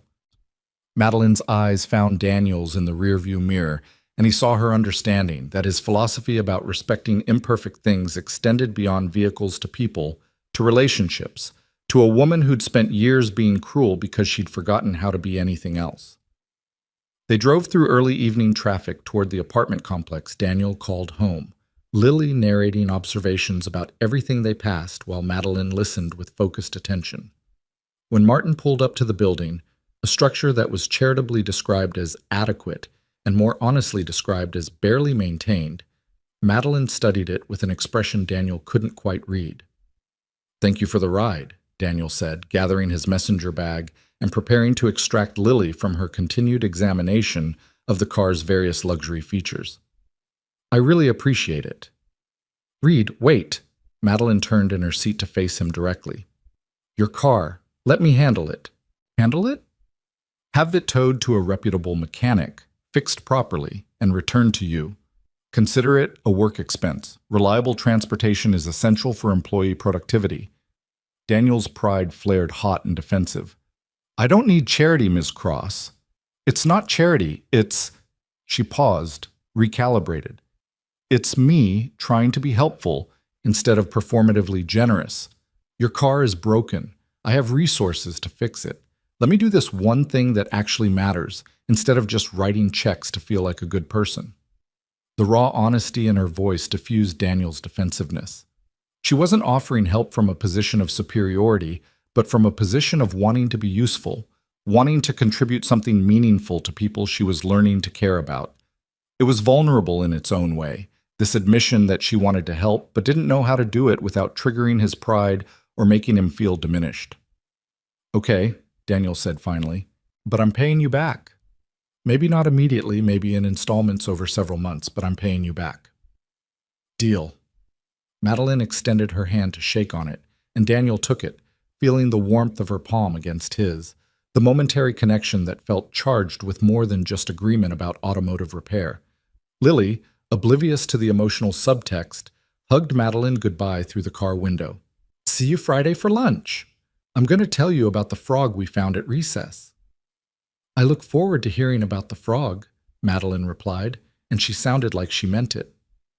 Daniel watched the town car pull away, its taillights disappearing into traffic, and felt the strangest sensation of loss, like he'd grown accustomed to Madeline's presence faster than was wise, like her absence created a tangible void that hadn't existed a week ago. Dangerous territory, this growing attachment to someone who'd so recently been his antagonist. But he was too tired to fight it, too worn down by years of isolation to push away connection when it finally appeared. Thursday afternoon brought the call from the mechanic, a laundry list of repairs that would cost nearly $1,500 to complete properly. Daniel listened to the itemized breakdown with mounting horror, doing rapid calculations in his head, trying to figure out which repairs were critical versus merely advisable. But Madeline had already authorized the work, had already provided payment information, had already solved the problem before Daniel could stress about solving it himself. He texted her immediately. "You didn't have to fix everything, just enough to get it running." Her response came within seconds. "I did have to. Your daughter rides in that car. I wasn't sending her back into something unsafe just to preserve your pride." The maternal protectiveness in that message hit Daniel unexpectedly hard. Madeline was thinking about Lily's safety, prioritizing a child she barely knew over financial efficiency or social protocols about acceptable assistance. It was the kind of thing a parent would do, the kind of instinct that came from caring about someone's well-being more than you cared about boundaries or propriety. "Thank you," Daniel typed back. "Really? Thank you." "Friday lunch," Madeline responded. "Don't forget." Like he could forget. Like the highlight of his week wasn't increasingly becoming those 30 minutes in the daycare center watching Madeline Cross remember how to be human through his daughter's enthusiastic tutorials on childhood joy. Friday arrived with the kind of anticipation that made the morning drag interminably. Daniel worked through routine tasks with half his attention, the other half already downstairs in the daycare center preparing for Madeline's arrival. At 11:45, his phone buzzed. "I'm nervous. What if I say something wrong?" Daniel smiled at the message, at this powerful CEO reduced to anxiety about lunch with a first grader. "You'll be fine. Just be yourself. Myself is terrifying, not to Lily. To her, you're just Madeline, her father's friend, the lady who's learning how to be part of our family." 3 dots appeared and disappeared several times before Madeline's response came through. "I don't know how to be part of a family anymore. Good thing Lily's an excellent teacher." Daniel met Madeline in the lobby at noon, found her pacing near the daycare center entrance with the nervous energy of someone approaching an exam they hadn't adequately studied for. She dressed casually again, jeans, actually, which Daniel had never witnessed on her before, and a soft sweater that made her look younger, more vulnerable, less like a corporate powerhouse and more like a person trying to remember how to be normal. "Ready?" Daniel asked. "No, but that doesn't seem to matter anymore. I'm doing things I'm not ready for constantly now. It's exhausting." Welcome to the human condition. They entered the daycare center together, and Lily spotted them immediately. She abandoned the block tower she'd been constructing and rushed over, her face bright with the kind of uncomplicated happiness that came from seeing people you loved showing up exactly when they promised they would. "You came!" She launched herself at Madeline with the confidence of someone who'd never been rejected, and Madeline caught her automatically, this woman who'd lost her own child learning to hold someone else's, learning that physical affection didn't have to hurt even when it reminded you of everything you'd lost. "I promised I would," Madeline said, her voice rough with emotion she didn't quite manage to hide. "I know, but sometimes grown-ups promise and then they forget or get busy, or something more important comes up." Lily pulled back to look at Madeline seriously. "But you remembered. That means you're reliable. Daddy says reliable is important." "Your daddy is very wise. I know, he knows lots of things, like how to fix computers and make spaghetti and do hair that's only a little bit crooked." Lily grabbed Madeline's hand and pulled her toward the lunch tables. "Come on, I saved you a spot." They settled into their now familiar configuration. Lily between Daniel and Madeline, commanding the conversation with stories about her week. She described the frog they'd found at recess with such vivid detail that Daniel could practically see the amphibian in question. She explained her current theory about why clouds were white instead of purple, which involved complex reasoning about color and sky and what happens to crayons when you leave them in hot cars. She asked Madeline questions with the fearless curiosity of someone who didn't understand that CEOs were supposed to be intimidating. What was her favorite color? Did she like dogs or cats better? Had she ever been to Disneyland? Madeline answered each question with surprising patience, engaging with Lily's 6-year-old logic like it was equally valid as adult reasoning. And maybe it was, Daniel thought, watching them interact. Maybe children understood things adults had forgotten, that connection required showing up, that relationships were built through accumulated small moments rather than grand gestures, that everyone needed to feel seen and valued regardless of their age or position or how successfully they'd convinced the world they didn't need anyone. "Can I show you something?" Lily asked suddenly, her voice turning shy in a way that suggested whatever she wanted to share mattered deeply. "Of course," Madeline replied. Lily retrieved her backpack and pulled out a piece of construction paper folded in half. A card, Daniel realized, handmade with the meticulous care children brought to gifts meant for people they loved. She handed it to Madeline with both hands, like she was presenting something precious and fragile. Madeline opened the card carefully. Inside, Lily had drawn 3 stick figures, the same configuration as before, the same family tree representation, but this time she'd added details. The tallest figure wore a tie and glasses like Daniel. The smallest figure had pigtails and held a stuffed rabbit. And the middle figure, the one representing Madeline, wore a smile and held hands with both other figures under a sun that beamed approval on the whole scene. Above the drawing, in Lily's careful printing, "Thank you for being our friend. Love, Lily." Madeline stared at the card like she'd forgotten how to breathe.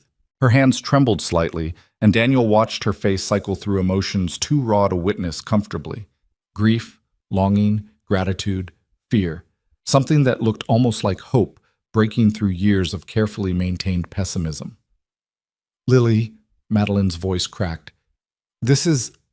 I don't... Do you like it? Lily asked anxiously. I worked really hard on making the hands holding hands look right. Mrs. Patterson said I did a good job. It's perfect. Madeline clutched the card like it was the most valuable thing she'd ever held. It's the most perfect thing anyone's ever given me. Really? Better than money? So much better than money.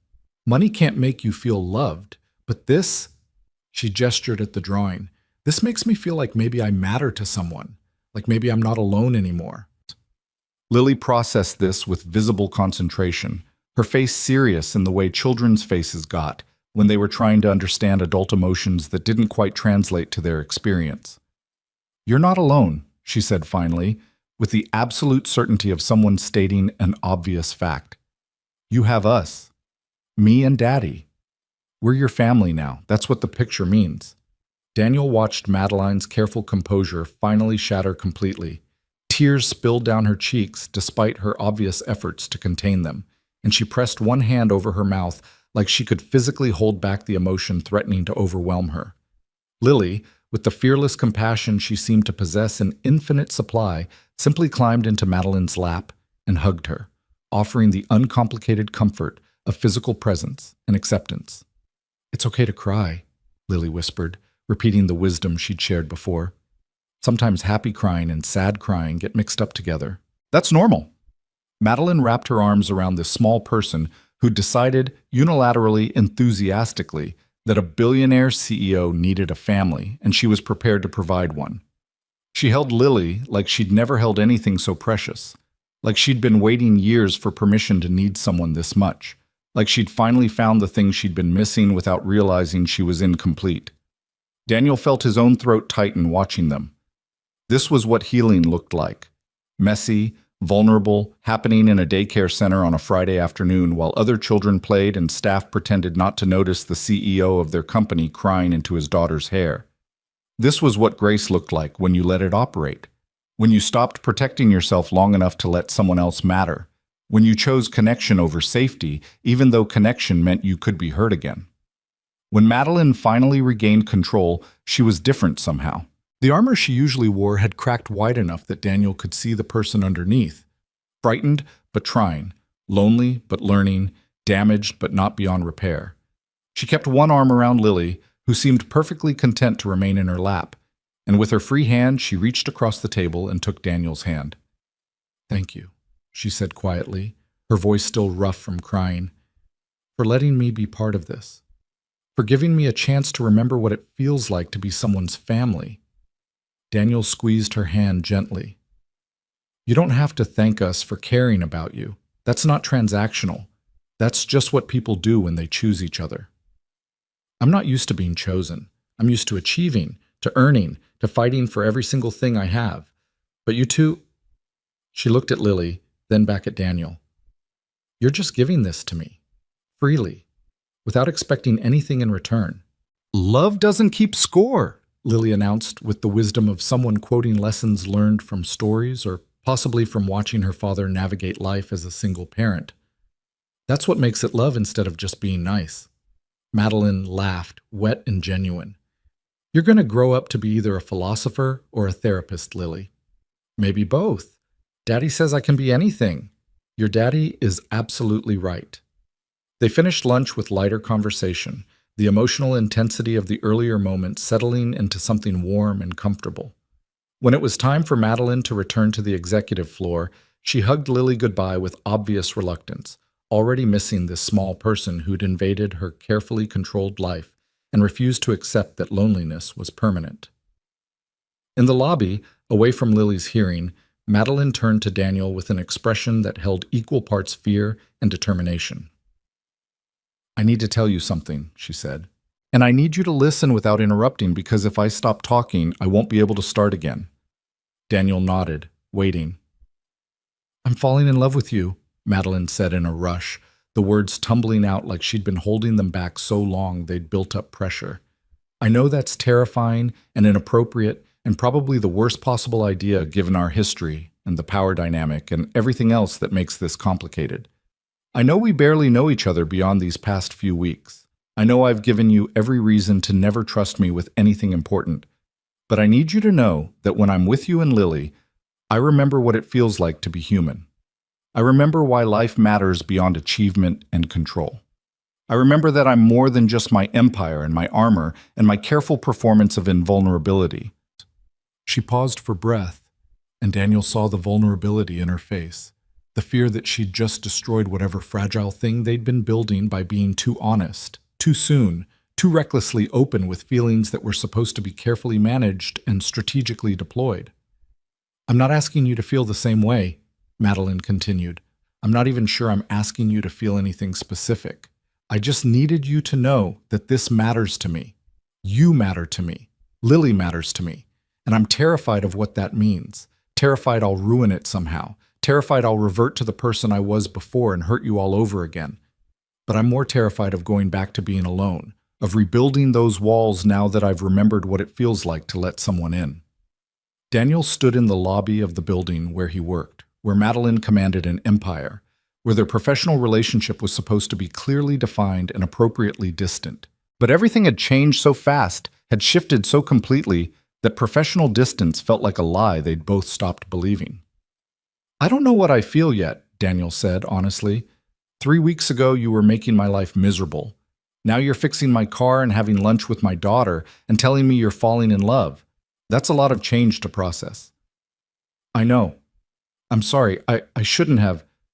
But, Daniel interrupted gently, I know I want to keep doing this. Keep having coffee before work.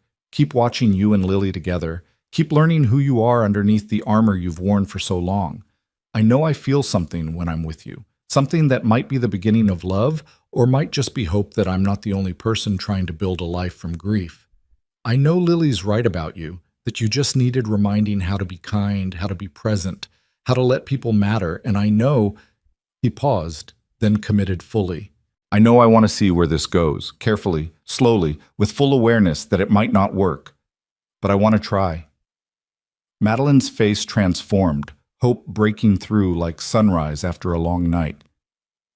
You want to try, she repeated, like she was testing the words to make sure they were real. I want to try. We want to try. Lily and me. We want to see if maybe the 3 figures in her drawing could be more than fantasy, could be something real and sustainable and good. I'm going to mess this up, Madeline warned, multiple times. I'm going to forget how to be vulnerable and revert to control. I'm going to panic when things feel too intense and try to push you away. I'm going to be difficult and complicated and probably occasionally cruel when I'm scared. And I'm going to be stubborn and defensive and sometimes too proud to accept help when I need it, Daniel countered. I'm going to be exhausted from single parenting and broke from medical bills and occasionally resentful that your biggest problem is having too much money, while my biggest problem is never having enough. We're both going to be imperfect and difficult, and we're going to hurt each other sometimes, even when we don't mean to. So we're acknowledging this will be hard. I'm acknowledging this will be real. Real things are always hard. But hard doesn't mean impossible. It just means we have to actually work at it, actually show up for each other, actually choose this every day, even when it would be easier to retreat back to being alone. Madeline stepped closer, close enough that Daniel could see the faint lines around her eyes that she usually concealed with makeup, close enough to notice the slight tremor in her hands that suggested her composure was costing her effort she didn't want to reveal. Reed, she said softly. Daniel, may I kiss you? The question hung between them, weighted with everything they'd survived separately and everything they might build together. Daniel thought about all the reasons to say no. The professional complications, the rushed timeline, the risk of complicating something that was already complicated enough. But he also thought about Lily's drawing, about 3 figures holding hands, about his daughter's absolute certainty that some people were worth the effort of remembering how to be kind. Yes, Daniel said. You may kiss me. Madeline leaned in slowly, giving him time to change his mind, time to pull away, Time to decide this was too much too soon. But Daniel didn't pull away. He met her halfway, their lips touching in a kiss that was tentative and searching, careful in the way two damaged people were always careful when trying to build something new from the wreckage of what they'd lost.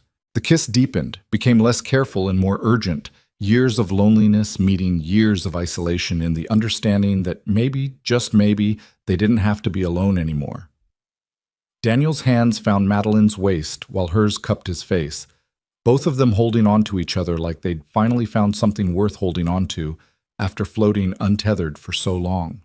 They broke apart, breathless, foreheads resting together while they remembered how to exist in ordinary space after that moment of extraordinary connection.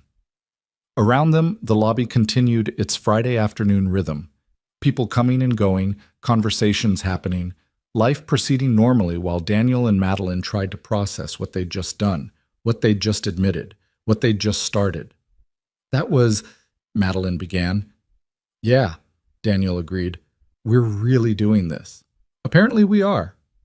People are going to talk. The gossip will be intense. Let them talk. Madeline pulled back enough to look at him directly, her expression mixing wonder and terror in equal measure. You're braver than I am. About this, about us, about choosing connection when you've already lost so much. I'm not brave. I'm just tired of being careful. 3 years is a long time to protect yourself from everything that might hurt. At some point, you have to decide if protection is worth the price of continued isolation. Daniel brushed a strand of hair from Madeline's face, the gesture intimate and natural.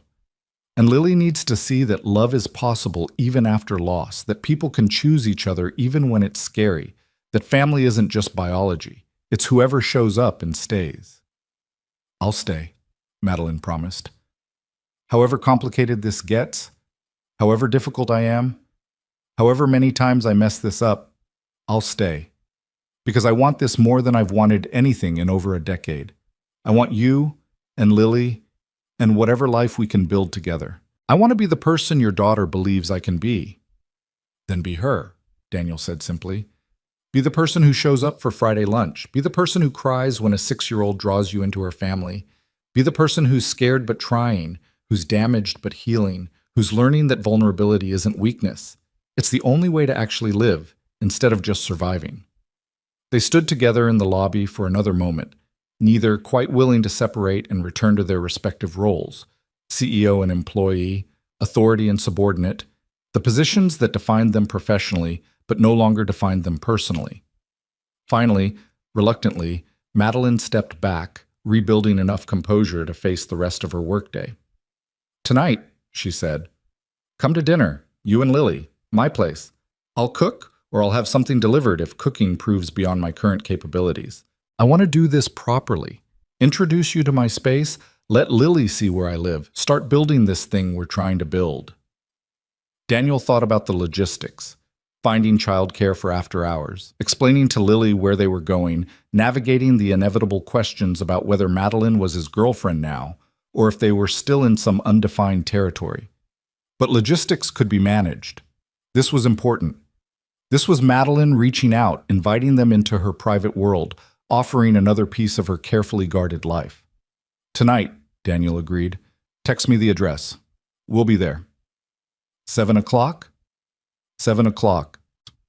They parted then, Madeline heading toward the executive elevator while Daniel returned to his desk where he had approximately 90 minutes to complete a full day's remaining work before picking up Lily and navigating their first semi-official date with a woman who'd gone from enemy to friend to something much more complicated in the space of 3 weeks. The afternoon passed in a blur. Daniel worked with divided attention, part of his mind on code and systems while the rest replayed the kiss, analyzed Madeline's confession, tried to process his own feelings which remained complicated and partially unexamined. He was attracted to her, that much was clear. But was he falling in love, or was he just desperately lonely and grateful that someone saw him as more than just a struggling single father? Was this real connection or mutual damage recognizing itself and mistaking shared trauma for compatibility? He didn't know, but he knew Lily was right, that Madeline just needed reminding how to be kind, how to be present, how to show up for people even when it was scary. And he knew he wanted to be one of the people she showed up for, Wanted to see if maybe 3 figures holding hands could translate from crayon drawing to actual life, from child's fantasy to adult reality. His phone buzzed at 5:15, a text from Madeline with an address in one of the city's most expensive neighborhoods, the kind of place where doormen wore uniforms and lobbies looked like museum exhibits. Daniel stared at the address, feeling the familiar anxiety about economic disparity, about entering Madeline's world and being reminded constantly of how different their lives were, how much power she wielded while he barely survived. But then another text. I'm nervous too. My apartment is just space, just expensive square footage. What matters is that you and Lily are coming to fill it with something that actually means something. Daniel smiled despite his anxiety. Madeline was learning to read his silences, to anticipate his concerns, to offer reassurance before he had to ask for it. That was intimacy, he thought. Not just physical connection, but emotional attunement, the ability to understand someone's fears and address them without requiring explicit communication. He collected Lily at 5:30, endured her excited questions about where they were going, and drove his newly repaired car across town toward Madeline's address. The building was exactly as intimidating as he'd expected, sleek and modern, with a lobby that featured abstract art and furniture that looked too expensive to actually sit on. The doorman checked his name against a list, made a brief call upstairs, then directed them to a private elevator that served only the penthouse floor. "This is so fancy," Lily whispered as they ascended, her eyes wide with the kind of wonder children brought to experiences beyond their normal frame of reference. "Does Madeline live in a castle?" "Something like that," Daniel replied, his own nerves increasing with every floor they climbed. The elevator opened directly into Madeline's apartment, not a hallway, not a shared landing, but her actual private space. The penthouse stretched out before them, all floor-to-ceiling windows and expensive furniture, and the kind of interior design that suggested professional decorators rather than personal taste. It was beautiful in a cold way, perfect in a way that felt sterile, exactly what Daniel would have expected from someone who'd spent years choosing control over comfort. Madeline appeared from what looked like the kitchen area, and Daniel was struck by how different she looked here. Barefoot, wearing jeans and a soft sweater, her hair loose around her shoulders instead of pulled back in its usual severe style. She looked younger, more vulnerable, like she'd shed several layers of armor when she'd come home. "You made it," she said, and Daniel heard the relief in her voice, the fear that they might have changed their minds, might have decided this was too complicated after all. "We made it," Daniel confirmed. Lily, showing none of her father's anxiety, walked directly to Madeline and took her hand. "Your house is really pretty," she announced, "but it's really big for just one person. Don't you get lonely?" Leave it to a 6-year-old to immediately identify the core issue. Madeline looked at Lily with an expression that mixed sadness and affection. "Yes," she admitted. "I get very lonely. That's why I'm so happy you're both here." "Well, we're here now," Lily said matter-of-factly. "So you don't have to be lonely anymore, right, Daddy?" "Right," Daniel agreed, taking Madeline's free hand and squeezing gently. "We're here now." And standing in that expensive penthouse, 3 people holding hands like the crayon drawing had prophesied, none of them quite sure how they'd arrived at this moment, but all of them willing to see where it might lead. Daniel, Madeline, and Lily began building something new. Not a replacement for what they'd lost. Not a solution to grief or loneliness or the complicated damage life had inflicted on all of them. Just a beginning, just a possibility. Just 3 people choosing each other despite all the reasons it should have been impossible, proving that sometimes the unlikeliest families were the ones that mattered most. The dinner Madeline had promised turned out to be takeout from an Italian restaurant that charged more for a single entree than Daniel typically spent on groceries for a week. But she'd ordered carefully, consulting with Daniel over text about what Lily would actually eat versus what sounded impressive on a menu, and the result was a spread that felt less like showing off wealth and more like someone genuinely trying to make guests comfortable in unfamiliar territory.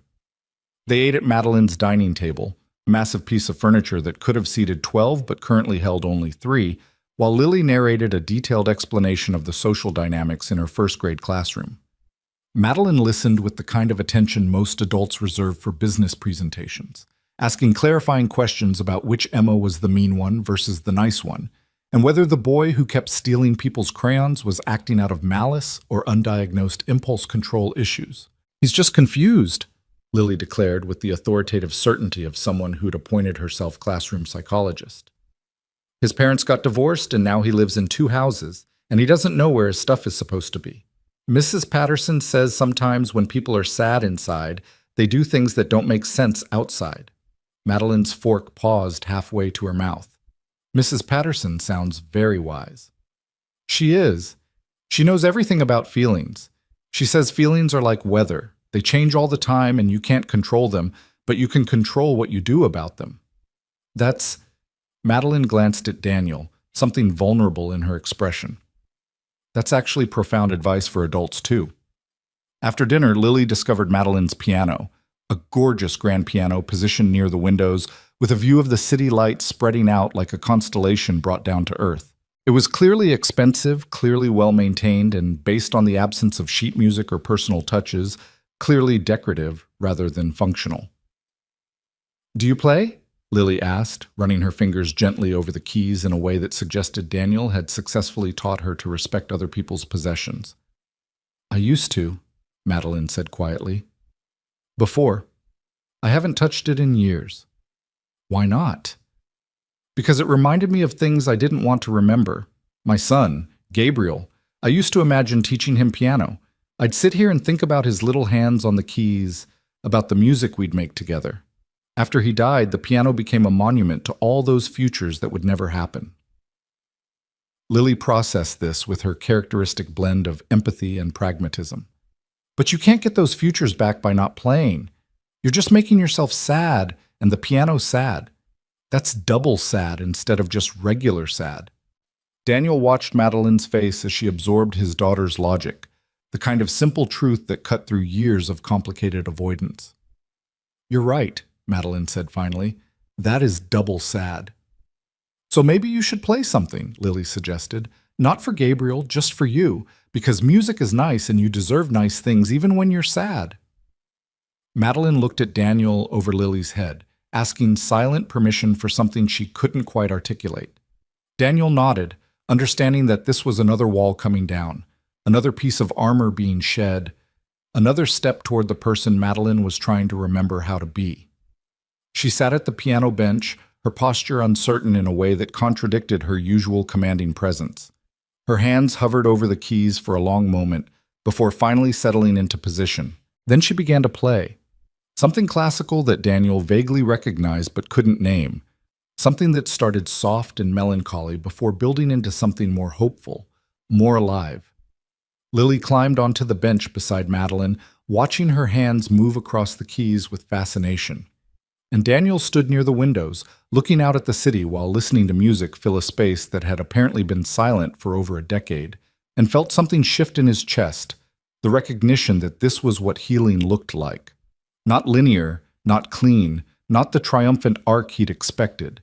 Just messy and human and real, 3 broken people learning how to be whole together, learning that maybe brokenness wasn't permanent if you let the right people help you remember how to be more than just your wounds.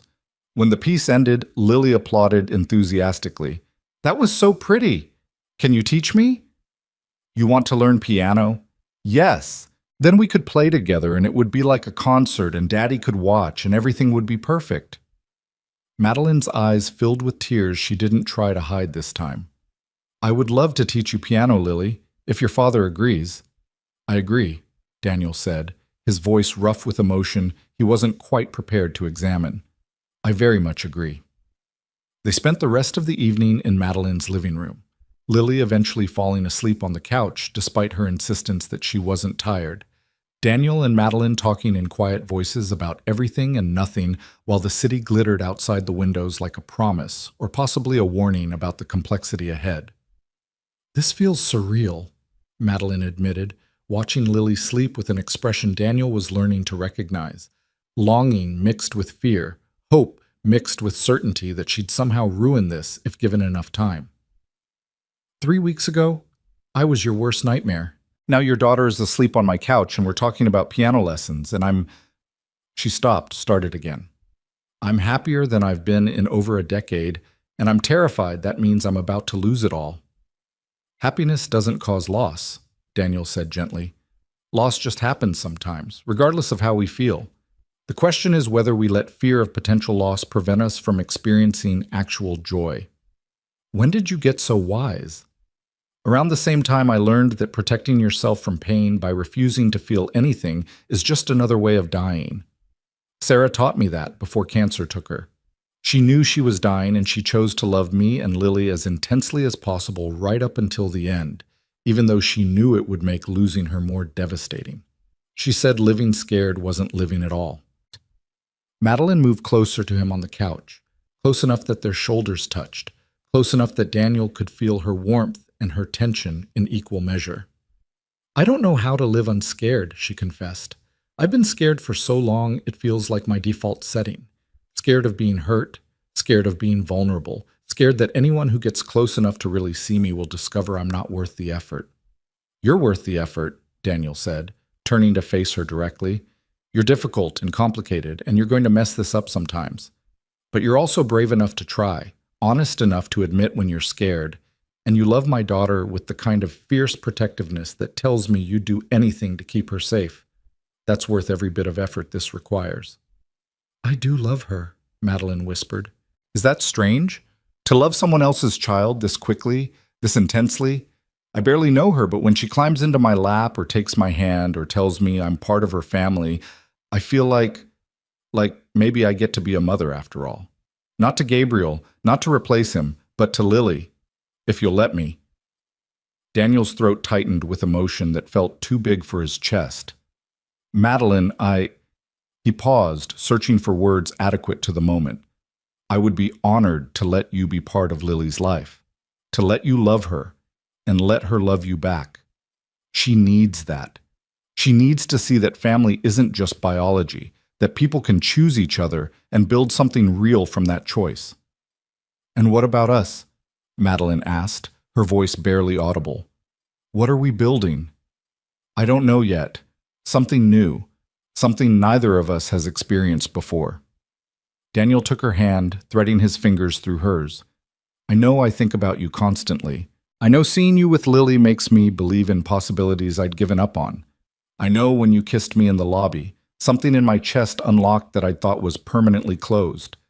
Maybe that's the beginning of love. Maybe it's just desperate loneliness recognizing itself. But I want to find out. I want to see where this goes. Even though I'm your boss? Even though people will talk and make assumptions and probably accuse you of sleeping your way to preferential treatment? Let them talk. Let them make their assumptions. I know what this is. Two damaged people trying to build something good from the wreckage of what they've lost. That's not scandalous. That's just human. Madeline leaned her head against his shoulder, a gesture of trust that felt more intimate than the kiss they'd shared earlier. I'm going to disappoint you, she said, multiple times. I'm going to be controlling when I'm scared and distant when things feel too intense. I'm going to work too much and forget that relationships require actual maintenance. I'm going to say the wrong thing and hurt Lily's feelings without meaning to and panic because I don't know how to fix it. And I'm going to be oversensitive about money because I've spent 3 years barely surviving while you casually spend more on dinner than I make in a month. I'm going to be exhausted from single parenting and sometimes too tired to be emotionally available the way you need. I'm going to compare you to Sarah without meaning to and feel guilty because grief doesn't disappear just because you start loving someone new. Daniel squeezed her hand. We're both going to be imperfect. The question is whether we're willing to work through the imperfections instead of running away when things get difficult. I'm willing, Madeline said. Terrified, but willing. That's all I'm asking for. Terrified, but willing. They sat together in comfortable silence, Daniel's arm eventually moving around Madeline's shoulders while she relaxed into his side, both of them watching Lily sleep and watching the city lights and contemplating the impossible thing they were attempting to build. Around 11, Lily stirred and woke up disoriented, requiring reassurance about where she was and gentle coaxing back toward full consciousness so they could make the drive home. Madeline walked them to the private elevator, Lily clutching Bun Bun and leaning sleepily against her father's leg. Thank you for coming, Madeline said, directing her words to Lily, even though her eyes kept finding Daniel's. for letting me be part of your evening, for sharing dinner and piano in your company. You're welcome, Lily said through a yawn. Can we come back next week? I would love that. And you'll teach me piano? Every week, if you want. We'll make it part of our routine. Lily seemed satisfied with this arrangement. She hugged Madeline with sleepy affection, then allowed Daniel to guide her into the elevator. But before the doors closed, she turned back with sudden urgency. Madeline?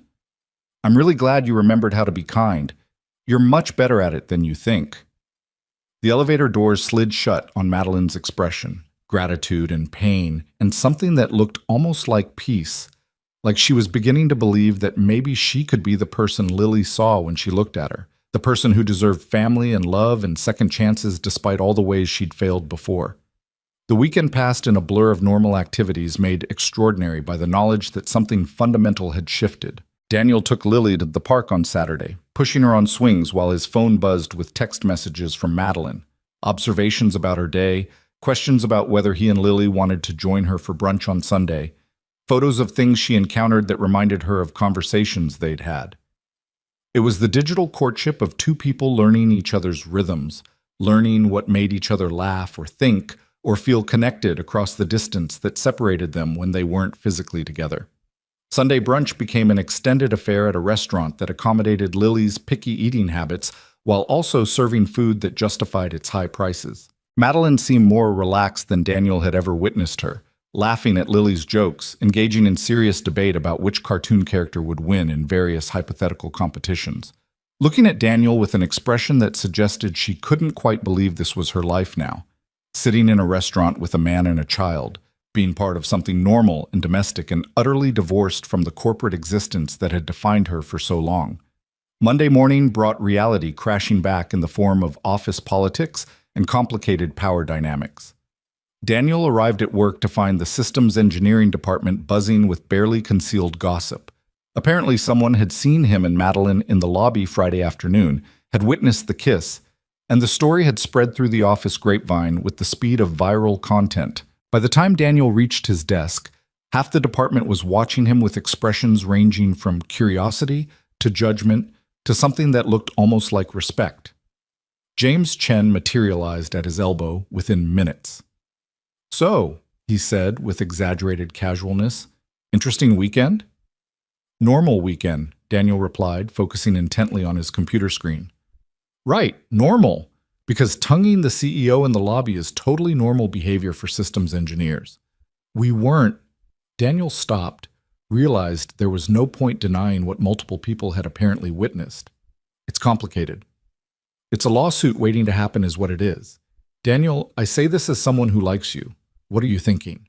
Madeline Cross? The woman who spent 6 months making your life miserable?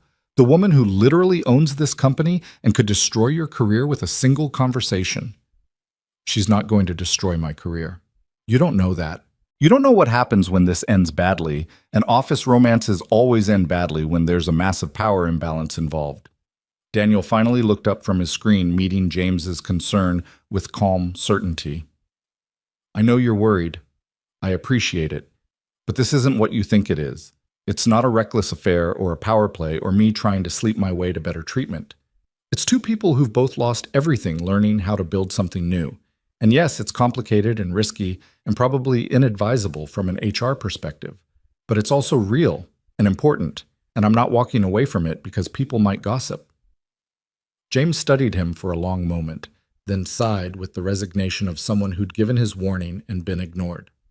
Okay, just be careful. And if you need someone to vouch for your character when HR inevitably gets involved, I'll do it, even though I think you've lost your mind. Appreciated. The morning progressed with Daniel acutely aware of being watched, being discussed, being the subject of speculation that ranged from salacious to concerned. Several colleagues approached with various pretexts for conversation that really amounted to fishing for details about his relationship with Madeline. He deflected with professional courtesy, refusing to provide ammunition for the gossip mill while also refusing to hide or appear ashamed of what was developing between them. At 10:30, his phone buzzed with a message from Madeline. I'm hearing interesting rumors about us. How are you holding up? Daniel typed back, I'm fine. Let them talk. I meant what I said. I'm not hiding this. The board meets this afternoon. Victor Kane has been making noise about inappropriate workplace relationships and conflicts of interest. He's trying to use us as leverage to challenge my leadership. Daniel's stomach dropped. He'd been so focused on the personal aspects of their relationship that he hadn't fully considered the professional implications, not for himself, but for Madeline. She was the CEO of a publicly traded company. Her personal life was subject to scrutiny from boards and shareholders and competitors looking for any weakness to exploit. And now he'd become that weakness, the liability that could undermine everything she'd built. Do you need me to? Daniel started typing, then deleted it. What could he offer? To end things? To pretend Friday hadn't happened? To sacrifice what they were building because a CFO with his own agenda wanted to weaponize their relationship against Madeline's position? Before he could formulate a response, another message arrived. Don't even think about offering to walk away. I'm handling Victor. I'm handling the board. You just handle the gossip and know that I'm fighting for this. For us. With everything I have. Daniel felt something tight in his chest release. She wasn't running. She wasn't sacrificing what they had for professional convenience. She was fighting, using her considerable power and influence to protect not just herself, but what they were trying to build together. I'm fighting too, he sent back. Whatever you need from me, I'm here. I need you to be exactly who you are. The man who showed me kindness when I deserved cruelty. The father who's teaching his daughter that people can change. The person who makes me believe I can be better than my worst impulses. Daniel stared at the message, emotion threatening to overwhelm his professional composure. Around him, the office continued its normal operations, people working, complaining, existing in the mundane reality of corporate employment. But Daniel felt like he was existing in a parallel dimension where everything mattered more intensely, where the stakes were higher than task completion and project deadlines, where love and family and human connection were worth fighting for, even when fighting meant risking everything else. The afternoon brought an unexpected summons to HR. Not Patricia Winters this time, but her assistant director, a man named Thomas Reed who specialized in investigating workplace complaints and potential policy violations. Daniel's hands were shaking slightly as he rode the elevator to the 32nd floor, his mind racing through worst-case scenarios. Termination, legal action, forced resignation to protect Madeline's position. Thomas Reed's office was smaller than Patricia's, more functional than impressive, decorated with motivational posters about integrity and teamwork that felt darkly ironic given the circumstances. Thomas himself was younger than Daniel expected, maybe 40, with the kind of neutral expression that suggested he'd perfected the art of revealing nothing while extracting everything. Mr. Reed, thank you for coming on short notice. Thomas gestured to the chair across from his desk. I need to ask you some questions about your relationship with Ms. Cross. Am I required to answer? Daniel asked, trying to remember employment law basics he'd never expected to need. You're not under investigation for misconduct. This is informational only. The board has raised concerns about potential conflicts of interest, and we're gathering facts to address those concerns. You can decline to answer, but cooperation would be appreciated and noted in your file. Daniel sat, his mind working through the implications. The board wanted ammunition against Madeline, and they thought Daniel would provide it, either by confirming inappropriate behavior or by refusing to cooperate in ways that looked suspicious. He was trapped in corporate politics he didn't understand, playing a game with rules he'd never learned. What do you want to know? Daniel asked carefully. The nature of your relationship with Ms. Cross, when it began, whether any professional favors or preferential treatment have been exchanged. Our relationship is personal, not professional. It began recently, 3 weeks ago, after months of difficult professional interactions that multiple people witnessed. As for preferential treatment, Daniel paused, choosing his words carefully. Ms. Cross reviewed my personnel file and corrected several policy violations that had created a hostile work environment. She was addressing discrimination, not showing favoritism. The timing is convenient. The timing is documented. You can verify with Patricia Winters that the corrections began before our personal relationship started, that they were prompted by Ms. Cross recognizing she'd been part of the hostile environment and choosing to fix it. Thomas made notes, his expression remaining neutral. There are also questions about your daycare subsidies. The payment restructuring that reduced your costs by 40%. That was a company-wide policy change affecting multiple employees on the sliding scale. I wasn't singled out for special treatment. I just happened to benefit from a more equitable approach to childcare costs. More notes. More neutral assessment. Daniel felt like he was being dissected, every aspect of his relationship with Madeline examined for evidence of corruption or impropriety. It was invasive and humiliating, but he understood it was necessary. That Madeline's enemies would use anything they could find to undermine her, and protecting her meant enduring this scrutiny without compromising either her position or his own integrity. One final question, Thomas said, looking up from his notes. Are you being coerced or pressured into this relationship in any way? Is there any possibility that Ms. Cross is using her position to compel your participation? The question was so absurd that Daniel almost laughed. No, absolutely not. If anything, I pursued the relationship over her initial resistance. She was concerned about the power dynamic and the professional complications. I convinced her to try anyway. And you're certain you're making this choice freely, without fear of professional repercussions if you refuse Ms. Cross's advances? Ms. Cross isn't making advances. We're two adults choosing to explore a relationship despite the complications involved. We're both aware of the risks. We're both committed to maintaining professional boundaries at work while building something personal outside of it. Daniel leaned forward. Look, I understand the board has concerns. I understand this looks suspicious from the outside. But the truth is simple. Madeline and I are damaged people who found each other at a moment when we both desperately needed to remember we were human. That's not scandal. That's not corruption. That's just two lonely people deciding loneliness isn't mandatory. Thomas studied him for a long moment, then closed his notebook. Thank you for your cooperation, Mr. Reed. That's all I need for now. If we have follow-up questions, we'll contact you through appropriate channels. Daniel left the HR office feeling drained, like he'd run an emotional marathon while maintaining professional composure. His phone buzzed the moment he reached the elevator. Madeline again, checking in without being intrusive, offering support without demanding details he might not be ready to share. How'd it go? She asked simply. I told the truth, Daniel responded. Nothing more, nothing less. Whatever happens from here is out of my control. You're braver than you know. I'm terrified.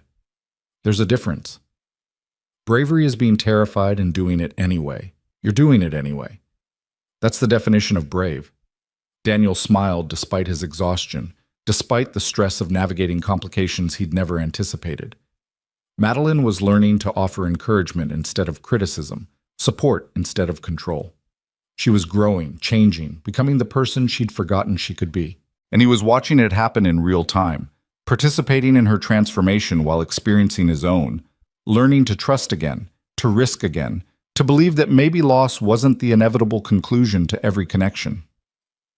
That evening, after collecting Lily from daycare and making it through the bedtime routine, Daniel received a call from Madeline. Not a text, an actual call. Her voice tired but steady when he answered. The board meeting was brutal, she said without preamble. Victor came prepared with everything. Photos of us in the lobby, documentation of the policy changes I implemented, insinuations about corruption and conflicts of interest. He basically accused me of trading professional favors for personal gratification. Madeline, I'm so sorry. Don't apologize. You have nothing to apologize for. She took a breath, and Daniel heard the exhaustion underneath her controlled tone. I defended you. Defended us. I told the board that my personal life is not subject to their approval, that every policy change I implemented was justified and documented, and that if they had concerns about conflicts of interest, we could implement additional oversight, but I would not end a relationship to satisfy their discomfort with CEOs being human. What did they say? They're implementing oversight, independent review of any decisions that directly affect you or your department, mandatory HR reporting if our relationship continues. And Victor is pushing for my resignation, claiming I've compromised my judgment and effectiveness. Daniel's chest tightened with guilt and anger in equal measure. This is my fault. If we hadn't, stop. This isn't your fault. This is Victor being Victor, using any excuse to challenge my leadership because he wants control of the company. If it wasn't our relationship, it would be something else. Some decision he disagreed with, some initiative that threatened his position. You're just convenient ammunition, not the actual cause. Her voice softened. And Daniel? I don't regret it. Not for a second. Even if this costs me everything professionally, I don't regret choosing you and Lily over corporate politics. Don't say that. Don't sacrifice your company for us. I'm not sacrificing anything. I'm defending what matters. There's a difference. She paused, and when she spoke again, her voice held something Daniel recognized as fear. But I need you to understand what you're signing up for. This is going to get worse before it gets better. The scrutiny, the gossip, the professional complications. People are going to accuse you of being a gold digger, of using Lily to manipulate me, of sleeping your way to preferential treatment. They're going to make this ugly in ways neither of us can fully anticipate. I know. And you're still willing to do this? To endure all of that for a relationship that's barely 3 weeks old, with a woman who spent months making your life miserable? Daniel thought about Lily's drawing of 3 figures holding hands.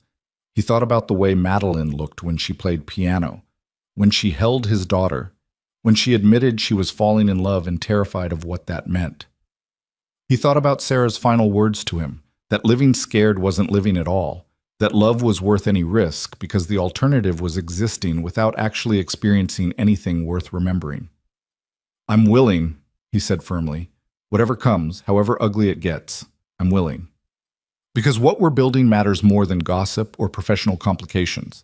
Because Lily needs to see that adults can be brave, can choose love even when it's difficult. Because you need someone who will fight for you as hard as you fight for everything else. And because... He paused, then committed completely. Because I think I'm falling in love with you too, Madeline. It's fast and probably inadvisable and terrifying in ways I'm not ready to fully examine. But it's real. And I'm not walking away from something real just because it's complicated. The silence on the other end stretched so long, Daniel wondered if the call had dropped.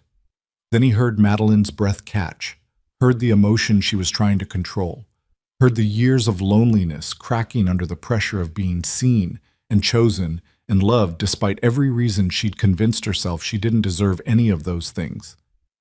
I love you too, she whispered. I love you and I love Lily, and I'm going to fight for this with everything I have. The board, Victor, the gossip, none of it matters compared to what we're building. Then we fight together, Daniel said. No more isolation. No more handling everything alone. We're in this together, whatever comes next. Together? Madeline agreed. I like the sound of that. They talked for another hour about the board meeting details, about strategies for managing the professional fallout, about plans for the weekend and piano lessons and all the mundane, beautiful details of building a life together despite the obstacles arrayed against them. When they finally said goodnight, Daniel felt simultaneously exhausted and energized, terrified and hopeful, certain that they were attempting something difficult, but equally certain it was worth every bit of difficulty involved. The rest of the week proceeded with uncomfortable awareness of being watched. Daniel felt eyes on him constantly at work, colleagues assessing, judging, speculating about his relationship with Madeline and what it meant for office dynamics. Several people stopped speaking when he entered rooms. Others made pointed comments about recent policy changes that just happened to benefit certain employees.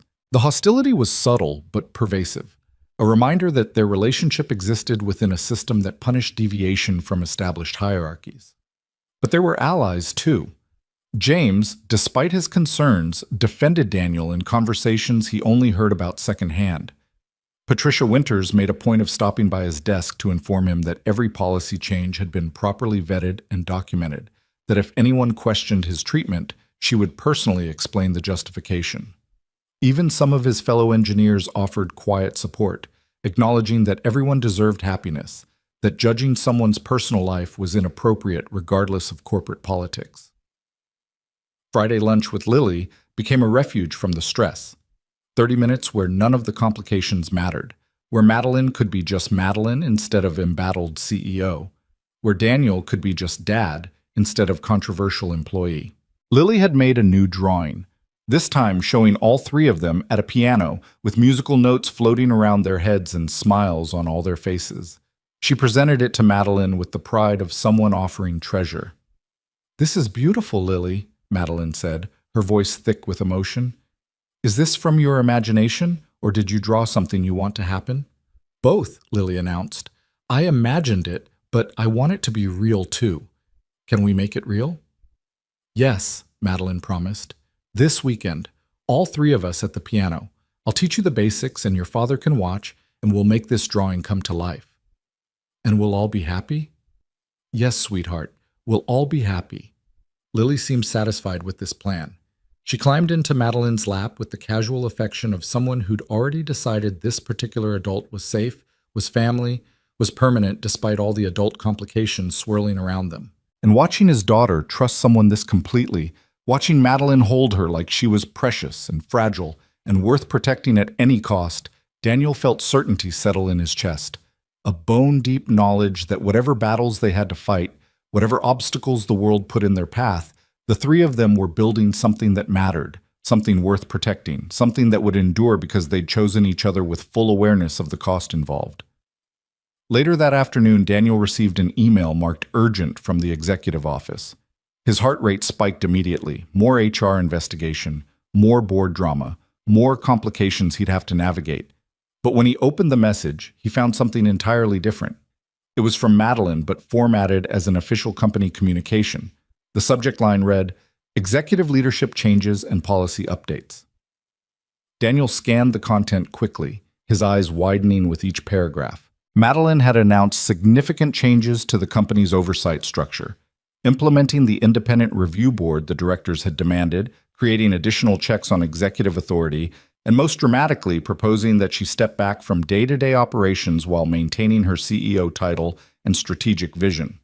She was effectively restructuring her own role to address concerns about concentrated power and potential conflicts of interest. The email continued with policy updates about workplace relationships, new guidelines that applied to all employees, not just executives, creating clear protocols for disclosure and oversight when personal relationships develop between colleagues at any level. It was comprehensive, professional, and clearly designed to demonstrate that she was taking the board's concerns seriously while also protecting her right to a personal life. But the final paragraph stopped Daniel's breath completely. These changes reflect my commitment to cross-industries and to maintaining the highest standards of corporate governance. They also reflect my commitment to building a life that includes more than professional achievement. I've spent over a decade believing that success required sacrificing personal happiness. I was wrong. Effective leadership requires being fully human, and being fully human requires connection, vulnerability, and the courage to build relationships even when they're complicated. I'm grateful to everyone who has supported these changes and to those willing to trust that I can be both an effective CEO and a woman learning how to have a family again. It was the most personal thing Daniel had ever seen Madeline write in a professional context, a public acknowledgement of their relationship, of her intentions, of her willingness to fight for what they were building, even when fighting meant restructuring her entire professional existence. His phone buzzed. Too much? Daniel typed back. Perfect. Brave. Exactly what was needed. The board approved it. Victor voted against, but he was outnumbered. We have breathing room now. We have space to build this properly without constant crisis management. I love you, Daniel sent, because sometimes the simplest truths were the only ones that mattered. I love you too. Now go collect our daughter and come to my place. I promised we'd make her drawing real, and I don't break promises to 6-year-olds. Our daughter. The words sang through Daniel's chest, settling into spaces that had been empty since Sarah's death. Madeline had claimed Lily, not possessively or presumptuously, but with the kind of certainty that came from knowing this child had chosen her, and she was choosing back, was committing to being present and active in her life regardless of what happened between her and Daniel. That evening, they made good on the promise. All three of them crowded onto the piano bench while Madeline taught Lily the basics: hand position, simple scales, the names of notes that corresponded to the keys.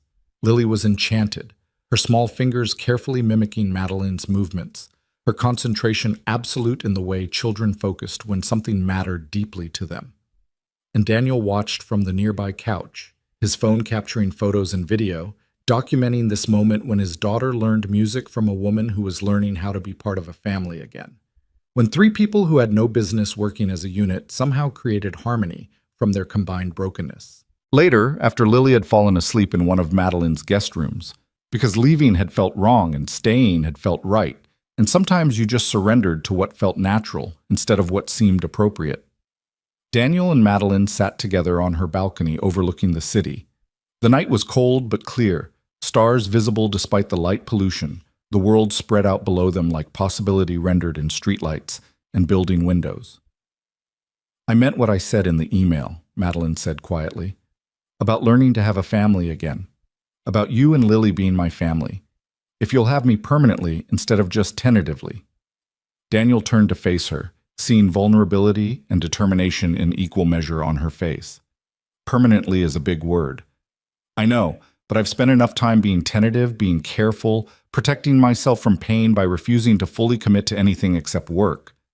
I don't want to be that person anymore. I want to be the person who shows up for Friday lunch every week, who teaches piano lessons, who kisses you goodnight and means it when I say I love you." She took his hand. "I want to be Lily's second mother, if you'll let me. Not replacing Sarah, I could never replace her, but being present and active in her life, being someone she can count on unconditionally." "Madeline, I know it's fast. I know we've only been doing this for 3 weeks, but I also know that I'm 42 years old and I've been alone for over a decade, and I don't want to waste any more time being careful when I could be building something real with people I love." Her grip on his hand tightened. "So I'm asking, not for a response right now, not for commitment before you're ready. Just asking if you can imagine a future where the three of us are permanent, where we're actually a family, instead of just people trying to figure out if family is possible." Daniel looked out at the city, at the millions of lives being lived in those lit windows, at all the different ways people constructed meaning and connection in a world that seemed designed to keep everyone isolated.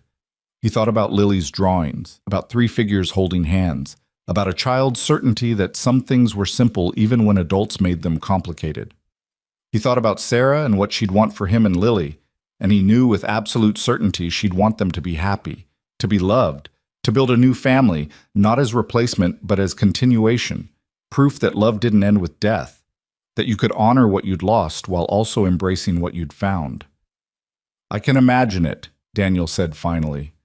"I can imagine Friday lunches becoming permanent tradition, piano lessons becoming weekly ritual, you being present for school performances and scraped knees and teenage drama years from now. I can imagine loving you not just in the early stages when everything feels intense, but in the boring middle stages when we're just existing together, when the dramatic gestures give way to daily maintenance of choosing each other over and over. I can imagine all of it, Madeline, and it terrifies me and excites me in equal measure. So we try. We commit to trying, to building this properly, even though it's scary and complicated. We try. We commit. We build this together, whatever shape it takes, however long it takes to feel stable instead of precarious." Madeline leaned her head against his shoulder, and they sat together in comfortable silence while the city continued its endless motion below them. Inside, Lily slept peacefully in the guest room that would gradually become her room, filling with toys and artwork, and the evidence of a child who'd claimed this space as hers. And tomorrow they would face whatever complications came next: board politics, office gossip, the logistics of blending lives that had been separate for so long. But tonight, they were just 3 people learning how to be family, learning that broken pieces could fit together if you were patient enough to find the right configuration, brave enough to risk the sharp edges, and committed enough to keep trying even when it hurt. The week had brought crisis and resolution in equal measure. The next week would bring different challenges, different obstacles to navigate together. But for now, in this moment, they had each other. They had chosen each other. And sometimes, Daniel thought, that was enough to build on. Sometimes choosing was the beginning, and everything else was just the work of honoring that choice day after day, moment after moment, through whatever came next. The following weeks tested their resolve in ways neither Daniel nor Madeline had fully anticipated. The board's oversight committee became a constant presence in their professional lives, reviewing decisions, questioning judgment calls, scrutinizing every interaction between them at work with the kind of suspicious attention that made even innocent conversations feel dangerous. Victor Kane continued his campaign against Madeline's leadership, using every board meeting as an opportunity to suggest her personal relationship had compromised her effectiveness. that the company needed fresh leadership unburdened by romantic distractions. But something unexpected happened as the pressure increased. The employees, the people who actually worked at Cross Industries beyond the executive suite and boardroom politics, began pushing back. It started small. A petition circulating through the systems engineering department defending Daniel's integrity and work performance. Then other departments joined, adding their voices to the growing chorus of support. People who'd never spoken to Daniel directly signed statements affirming that the policy changes Madeline had implemented were long overdue corrections of existing problems, not favoritism disguised as reform. James Chen, despite his initial concerns, became an unlikely advocate. "Look," he told Daniel one afternoon when the stress was particularly overwhelming, "I thought you'd lost your mind dating the CEO. But watching how this is playing out, watching her fight for you, watching you handle the scrutiny with dignity, watching both of you maintain professionalism while also refusing to hide like you're doing something wrong, it's changing how people think about workplace relationships and power dynamics. You're making it okay for people to be human at work, to have complicated lives that don't fit neat corporate categories." Daniel hadn't considered that perspective, that their visibility, their refusal to hide or apologize for loving each other, might be creating space for others to exist more authentically in an environment that usually demanded everyone compartmentalize their humanity. It was a strange kind of activism, unintentional, but apparently meaningful to people who'd spent years believing work required sacrificing personal identity at the office threshold. The real challenge came 6 weeks after that board meeting, when Victor made his most aggressive move yet. He called an emergency board session, presenting evidence he claimed demonstrated Madeline had approved a major contract with a vendor who happened to be Daniel's former college roommate, a connection Victor framed as corruption, nepotism, proof that Madeline's judgment had been irreversibly compromised by her relationship. Madeline called Daniel that night from her office, her voice tight with controlled fury. "Victor found the Richardson contract from 2 months ago. Before we were even together, before any of this started, but he's framing it like I approved it as a favor to you, like I'm funneling company money to your friends." "Tom Richardson and I haven't spoken in 5 years, Daniel said, his own anger rising. "We were roommates freshman year and then we drifted apart." "I didn't even know his company bid on that contract until you're telling me right now." "I know. The Oversight Committee knows. Everyone with access to the timeline knows Victor is manufacturing a scandal, but he's good at creating doubt, at making people question what they know to be true. He's suggesting that maybe you rekindled the friendship. Maybe I was already interested in you back then. Maybe this whole thing has been happening longer than we've admitted. That's insane. That's Victor. He deals in plausible doubt, not truth. And the board," her voice cracked slightly, "half of them want to believe him because it gives them an excuse to replace me with someone more traditional, someone who won't challenge their comfortable assumptions about how CEOs should behave." Daniel could hear the exhaustion underneath her anger, the accumulated weight of weeks of fighting battles on multiple fronts, while also trying to build a relationship and be present for Lily. Madeline was strong, but everyone had limits. Everyone eventually reached the point where fighting felt futile, where surrendering seemed like the only way to stop the relentless pressure. "What do you need from me?" Daniel asked quietly. "I need you to trust that I'm going to fix this. I need you to keep being exactly who you are, showing up for work, being present for Lily, not letting Victor's manufactured drama change how you live your life." She paused, and when she spoke again, her voice held something harder, more determined. "And I need you to be ready for what comes next. Because I'm done playing defense. I'm done letting Victor dictate the terms of engagement. It's time to go on offense." The following Monday, Madeline called another emergency board meeting, but this time she was the one who'd requested it, who'd set the agenda, who'd prepared the presentation that would either secure her position or end her tenure as CEO. She didn't tell Daniel the details, just kissed him goodbye that morning with fierce intensity and whispered that she loved him regardless of what happened in the next few hours. Daniel spent the morning unable to focus on work, checking his phone compulsively for updates that didn't come. Around him, the office buzzed with speculation about the meeting. Someone had leaked that Madeline was making a major announcement, that the balance of power between her and Victor was about to shift decisively, one direction or the other. People placed bets on outcomes, discussed contingency plans if leadership changed, performed all the small rituals of employees bracing for organizational upheaval. At 11:30, Daniel's phone finally buzzed. "It's done. Come to the executive conference room. I want you to hear this directly." Daniel's hands were shaking as he rode the elevator to the 49th floor, past his usual stop, into the rarefied territory of executive leadership, where decisions got made that affected hundreds of lives. Madeline's assistant waved him through with a tight smile that suggested she knew something significant had just occurred, but wasn't authorized to share details. The executive conference room was empty except for Madeline, who stood at the windows looking out at the city with her back to the door. She turned when Daniel entered, and he saw her face was composed, but her eyes were red-rimmed, evidence of tears she'd already shed or was still fighting to contain. "What happened?" Daniel asked, moving toward her. "I gave them an ultimatum," Madeline said. "Not the board, Victor specifically. I told him I'd been investigating his financial dealings for the past month, that I had documentation of several questionable transactions that violated company policy and possibly securities law. Nothing definitive yet, but enough to raise serious concerns that would require extensive auditing and potential legal action. You threatened him. I gave him a choice. He could resign quietly, citing personal reasons, and I would ensure the investigation concluded without criminal referrals. Or he could continue his campaign against me, and I would release everything I'd found to the board and let the legal process proceed naturally." Madeline's jaw tightened. "He chose resignation, effective immediately. He's already cleaning out his office." Daniel stared at her, trying to process what she'd done. Madeline had weaponized her power, used her position and resources to eliminate a threat through tactics that were legally defensible but morally complicated. She'd become exactly the kind of ruthless executive she'd spent years being before Lily and Daniel had entered her life, before she'd started remembering how to be human instead of just successful. "You're upset with me," Madeline said, reading his expression. "You think I went too far."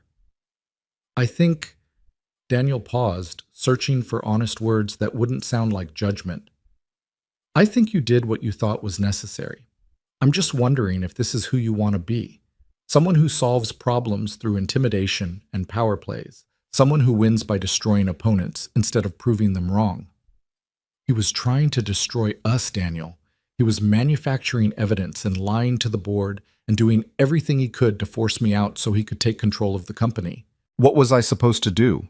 Keep playing by rules he'd already abandoned? Keep being vulnerable while he weaponized every piece of our lives against us?"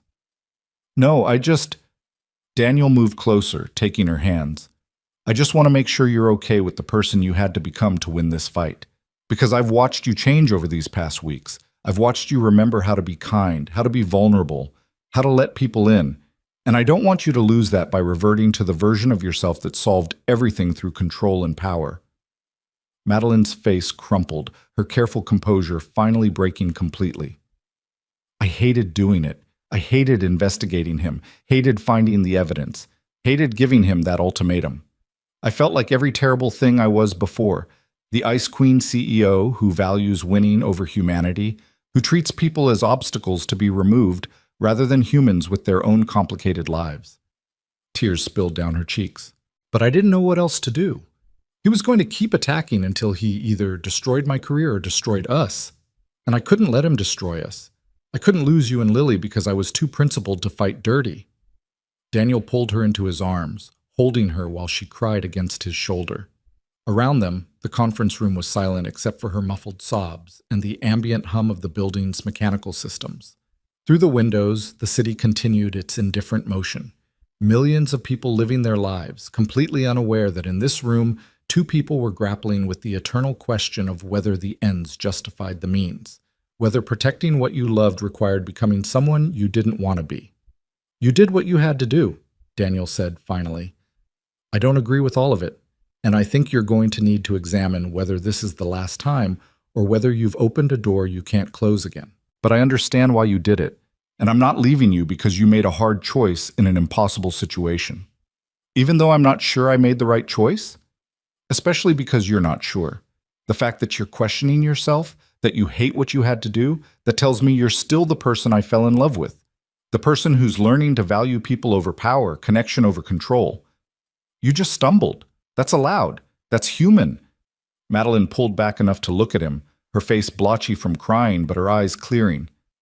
What if I stumble again? What if the next crisis comes and I revert to old patterns, to solving problems through intimidation instead of integrity? Then I'll call you on it. I'll remind you who you're trying to be, and you'll do the same for me when I'm too proud or too defensive or too convinced my way is the only right way. Daniel cupped her face gently. That's what partners do. They keep each other accountable. They challenge each other to be better. They love each other enough to be honest, even when honesty is uncomfortable.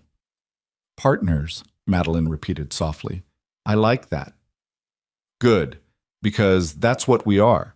Not CEO and employee anymore, just two people trying to build something good while navigating all the complications that come with being human and flawed and still learning. They stood together in the conference room for several more minutes, neither speaking, both processing what had happened and what it meant for their future. Victor's resignation would create space for them to breathe, would remove the immediate threat to Madeline's position. But it didn't solve the underlying complexity of their relationship, didn't erase the power dynamics that would always exist between them as long as she was CEO and he was an employee, didn't make the scrutiny disappear or the gossip stop. I've been thinking, Madeline said eventually, pulling away to pace the room with nervous energy, about restructuring my role further, not just the Oversight Committee's recommendations, but something more significant. Stepping back from CEO entirely, moving to chairman of the board where I'd maintain strategic vision but not day-to-day operational control. Daniel felt his stomach drop. You'd give up being CEO? After everything you've built? After fighting this hard to maintain your position? I'd be giving up a title, not my influence or involvement. But yes, I'd be acknowledging that maybe being CEO is incompatible with being the kind of partner and parent I want to be. That maybe I can't do both at the level they deserve to be done. She stopped pacing, facing him directly. I want to be present for Lily's childhood. I want to attend school performances and help with homework and be there for dinner instead of working until 9 every night. I want to be available to you without constantly managing crises or fighting board battles. And I'm starting to realize that might mean choosing differently than I've chosen for the past decade. Madeline, I can't ask you to give up your career for us. You're not asking. I'm choosing. There's a difference. Her expression was calm, certain in a way that suggested she'd been contemplating this longer than just today. I've been CEO for 8 years. I've proven everything I needed to prove. I've built an empire and made myself indispensable and sacrificed my personal life on the altar of professional achievement. And for what? So I could die alone in this building, surrounded by success but completely isolated from anything that actually matters? That's not the only option. We can figure out how to balance. I don't want to balance anymore. I don't want to spend the next 20 years trying to be adequate at everything instead of excellent at the things that actually matter. I want to be an excellent partner to you. I want to be an excellent mother to Lily. And if that means being an adequate chairman instead of an excellent CEO, that's a trade I'm willing to make. Daniel studied her face, searching for doubt or resentment or signs that she was making this decision for wrong reasons. Guilt, pressure, the belief that women had to choose between professional success and personal fulfillment in ways men never did. But he saw only clarity, the kind of certainty that came from finally understanding what you actually wanted instead of what you'd been conditioned to pursue. Are you sure? He asked. Because I need you to be absolutely certain this is what you want, not what you think I need you to do. Because I fell in love with Madeline Cross, the CEO, the woman who commanded rooms and made difficult decisions and built something extraordinary. I don't need you to be less than that to be with me. I know, but maybe I need to be different than that to be with myself. To be someone I can respect when I look in the mirror, someone whose life has meaning beyond quarterly earnings and shareholder value. She moved closer, taking both his hands. This isn't about you or Lily asking me to change. This is about me realizing I've been living the wrong life, chasing the wrong definition of success, and I finally have the courage to choose differently. When would this happen? 6 months. Time to transition, to identify a successor, to ensure the company is stable under new leadership, and time for us to figure out what our life looks like when I'm not constantly fighting fires and managing crises. She paused. Time to plan a wedding, if you'll have me. The words hung between them, monumental and terrifying and absolutely right. Daniel's heart was pounding so hard he could feel it in his throat. They'd been together barely 2 months.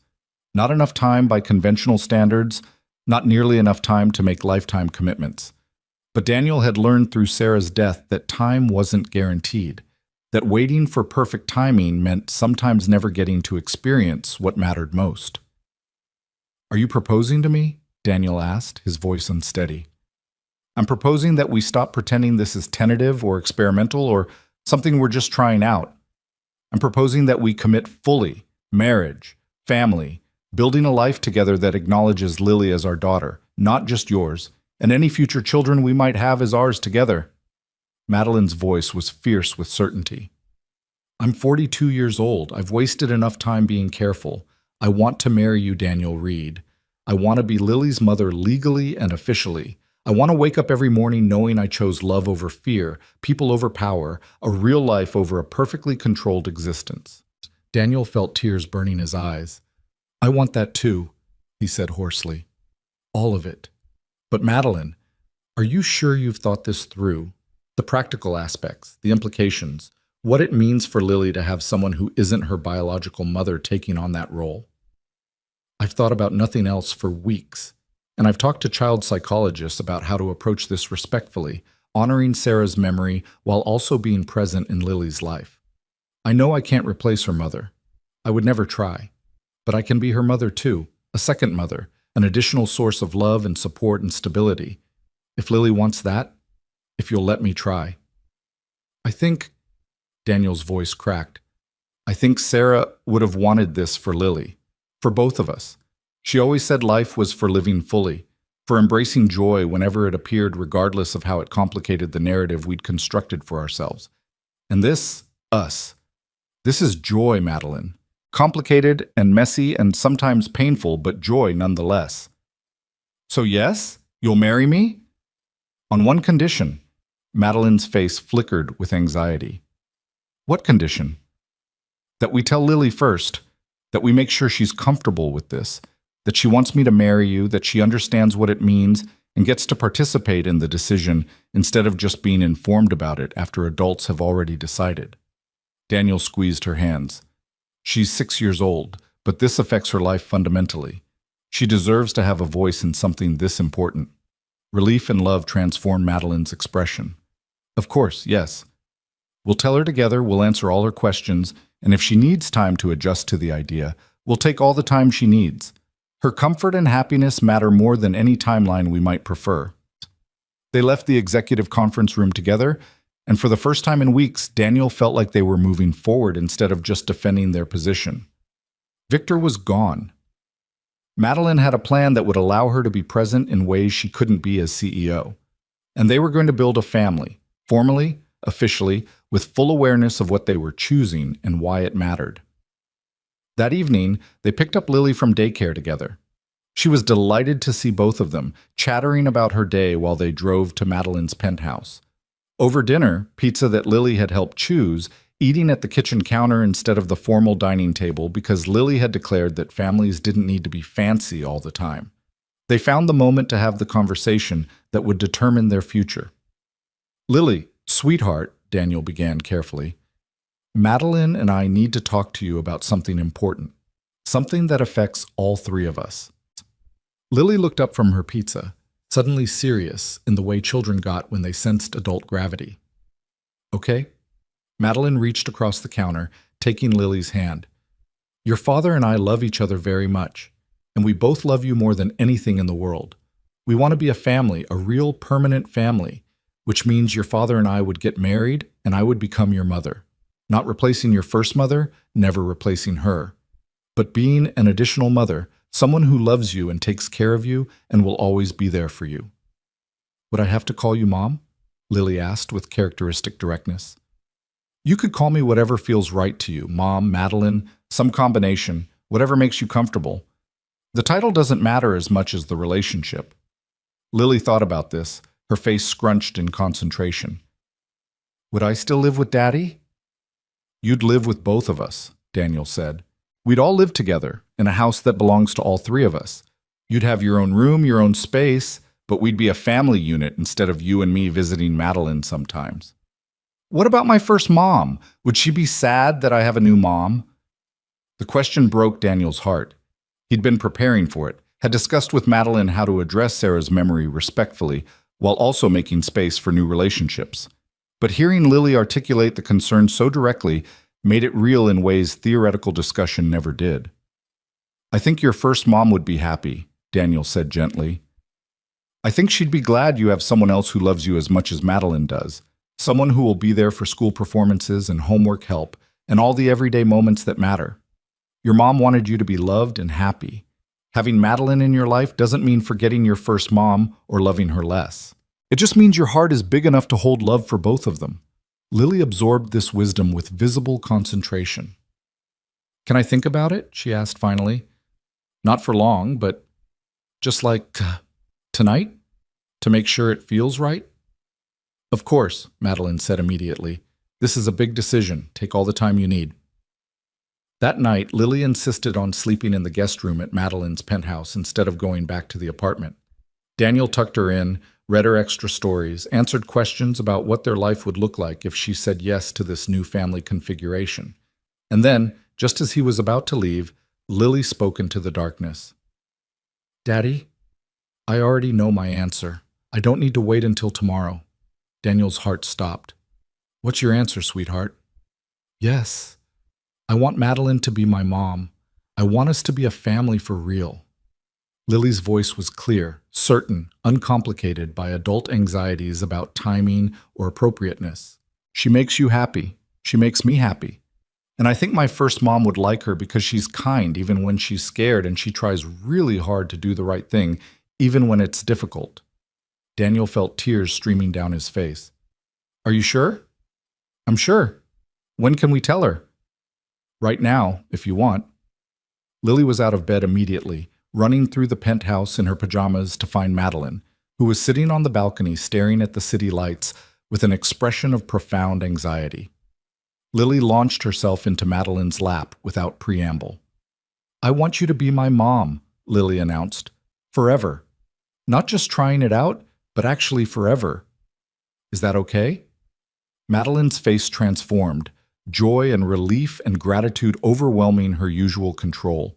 She held Lily close, her entire body shaking with suppressed emotion. That is more than okay, she managed through tears.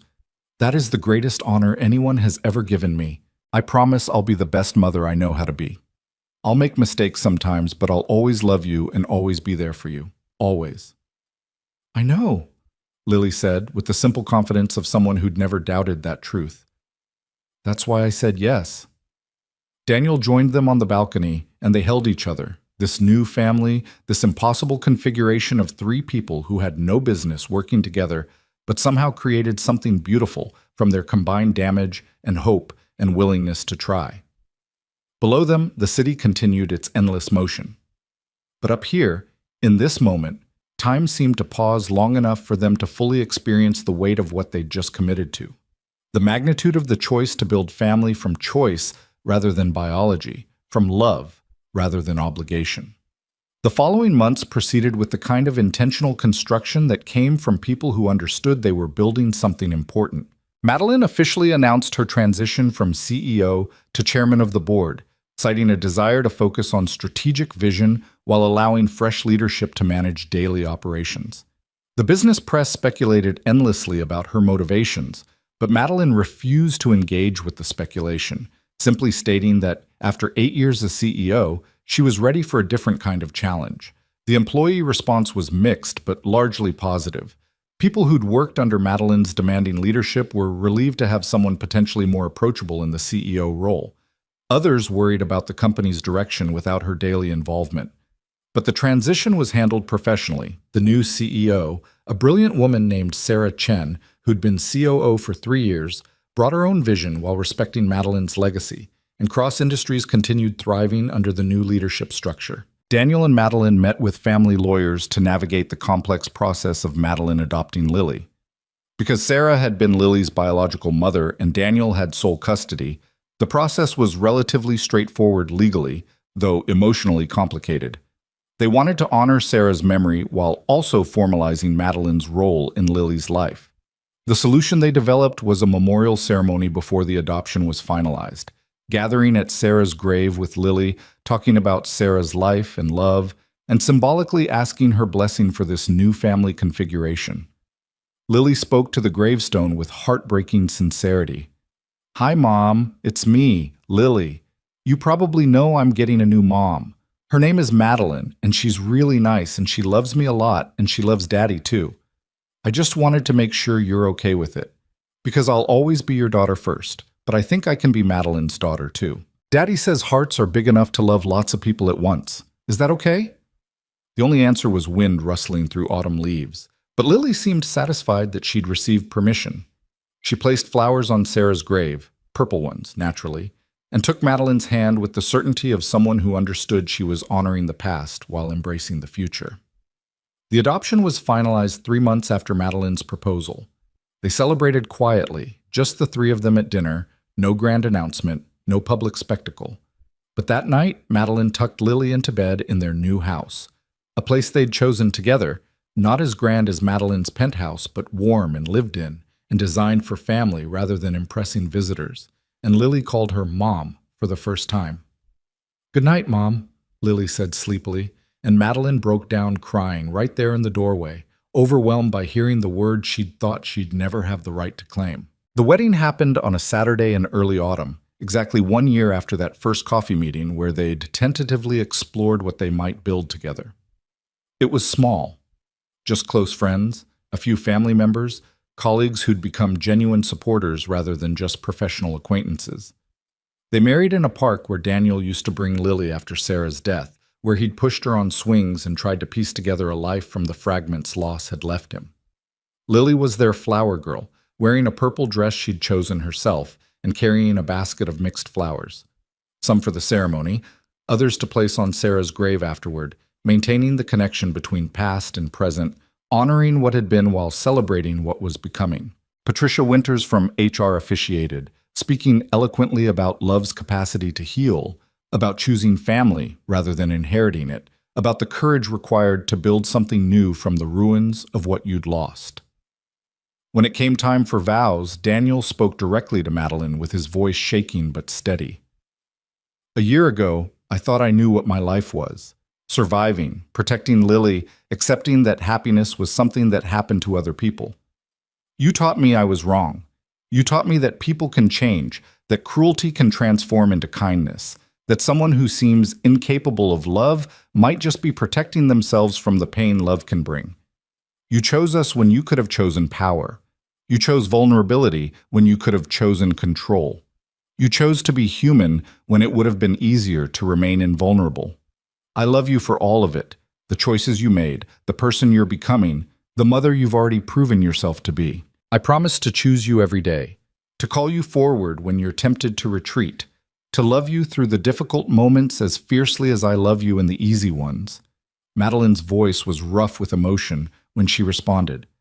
"I spent over a decade believing the only thing worth pursuing was success, that personal happiness was a luxury I couldn't afford after loss destroyed my first attempt at family.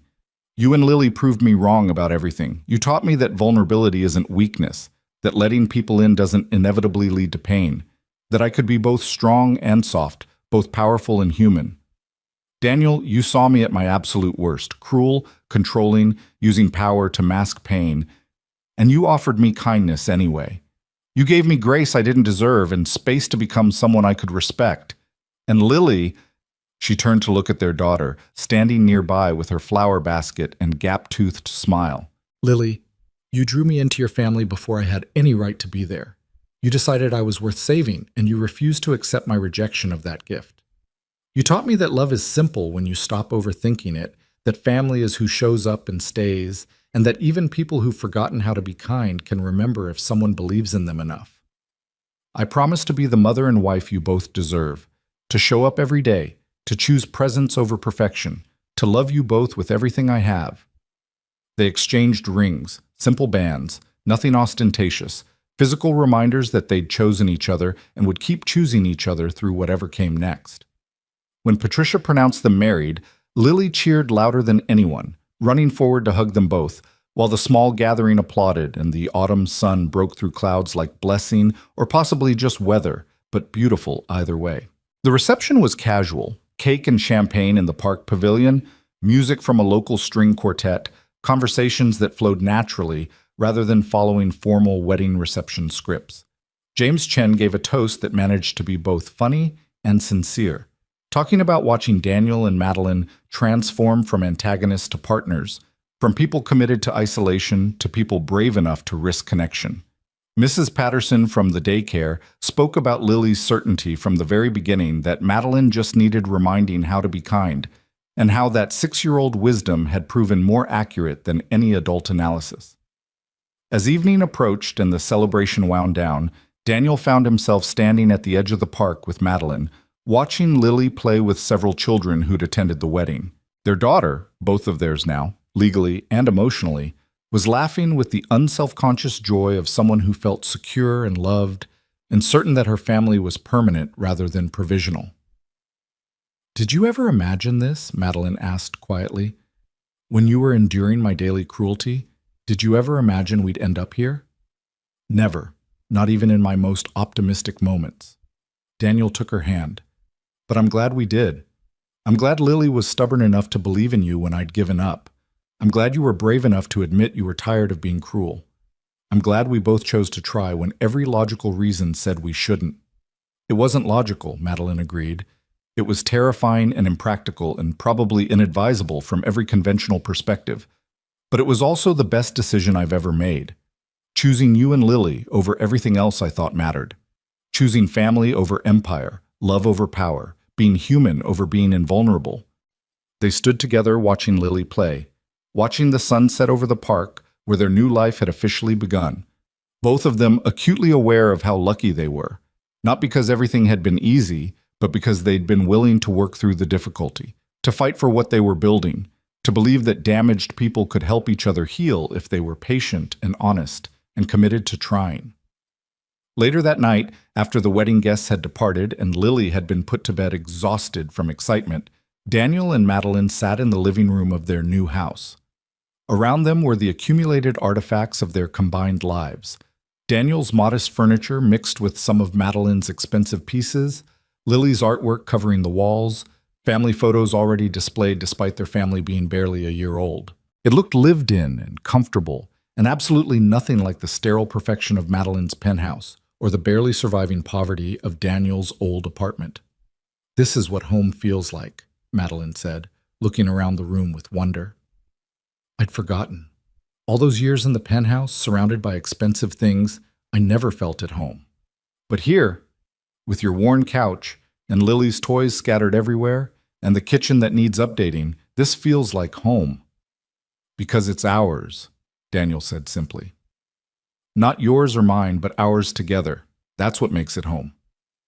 Madeline curled into his side, and they sat in comfortable silence while the house settled around them, and the neighborhood quieted into evening routines. Somewhere down the street, a dog barked. Upstairs, Lily shifted in sleep, her movements audible through the old house's thin walls. Outside, the world continued its complicated existence, full of pain and joy, loss and discovery, people struggling and succeeding and failing and trying again. But inside this house, 3 people had built something that mattered.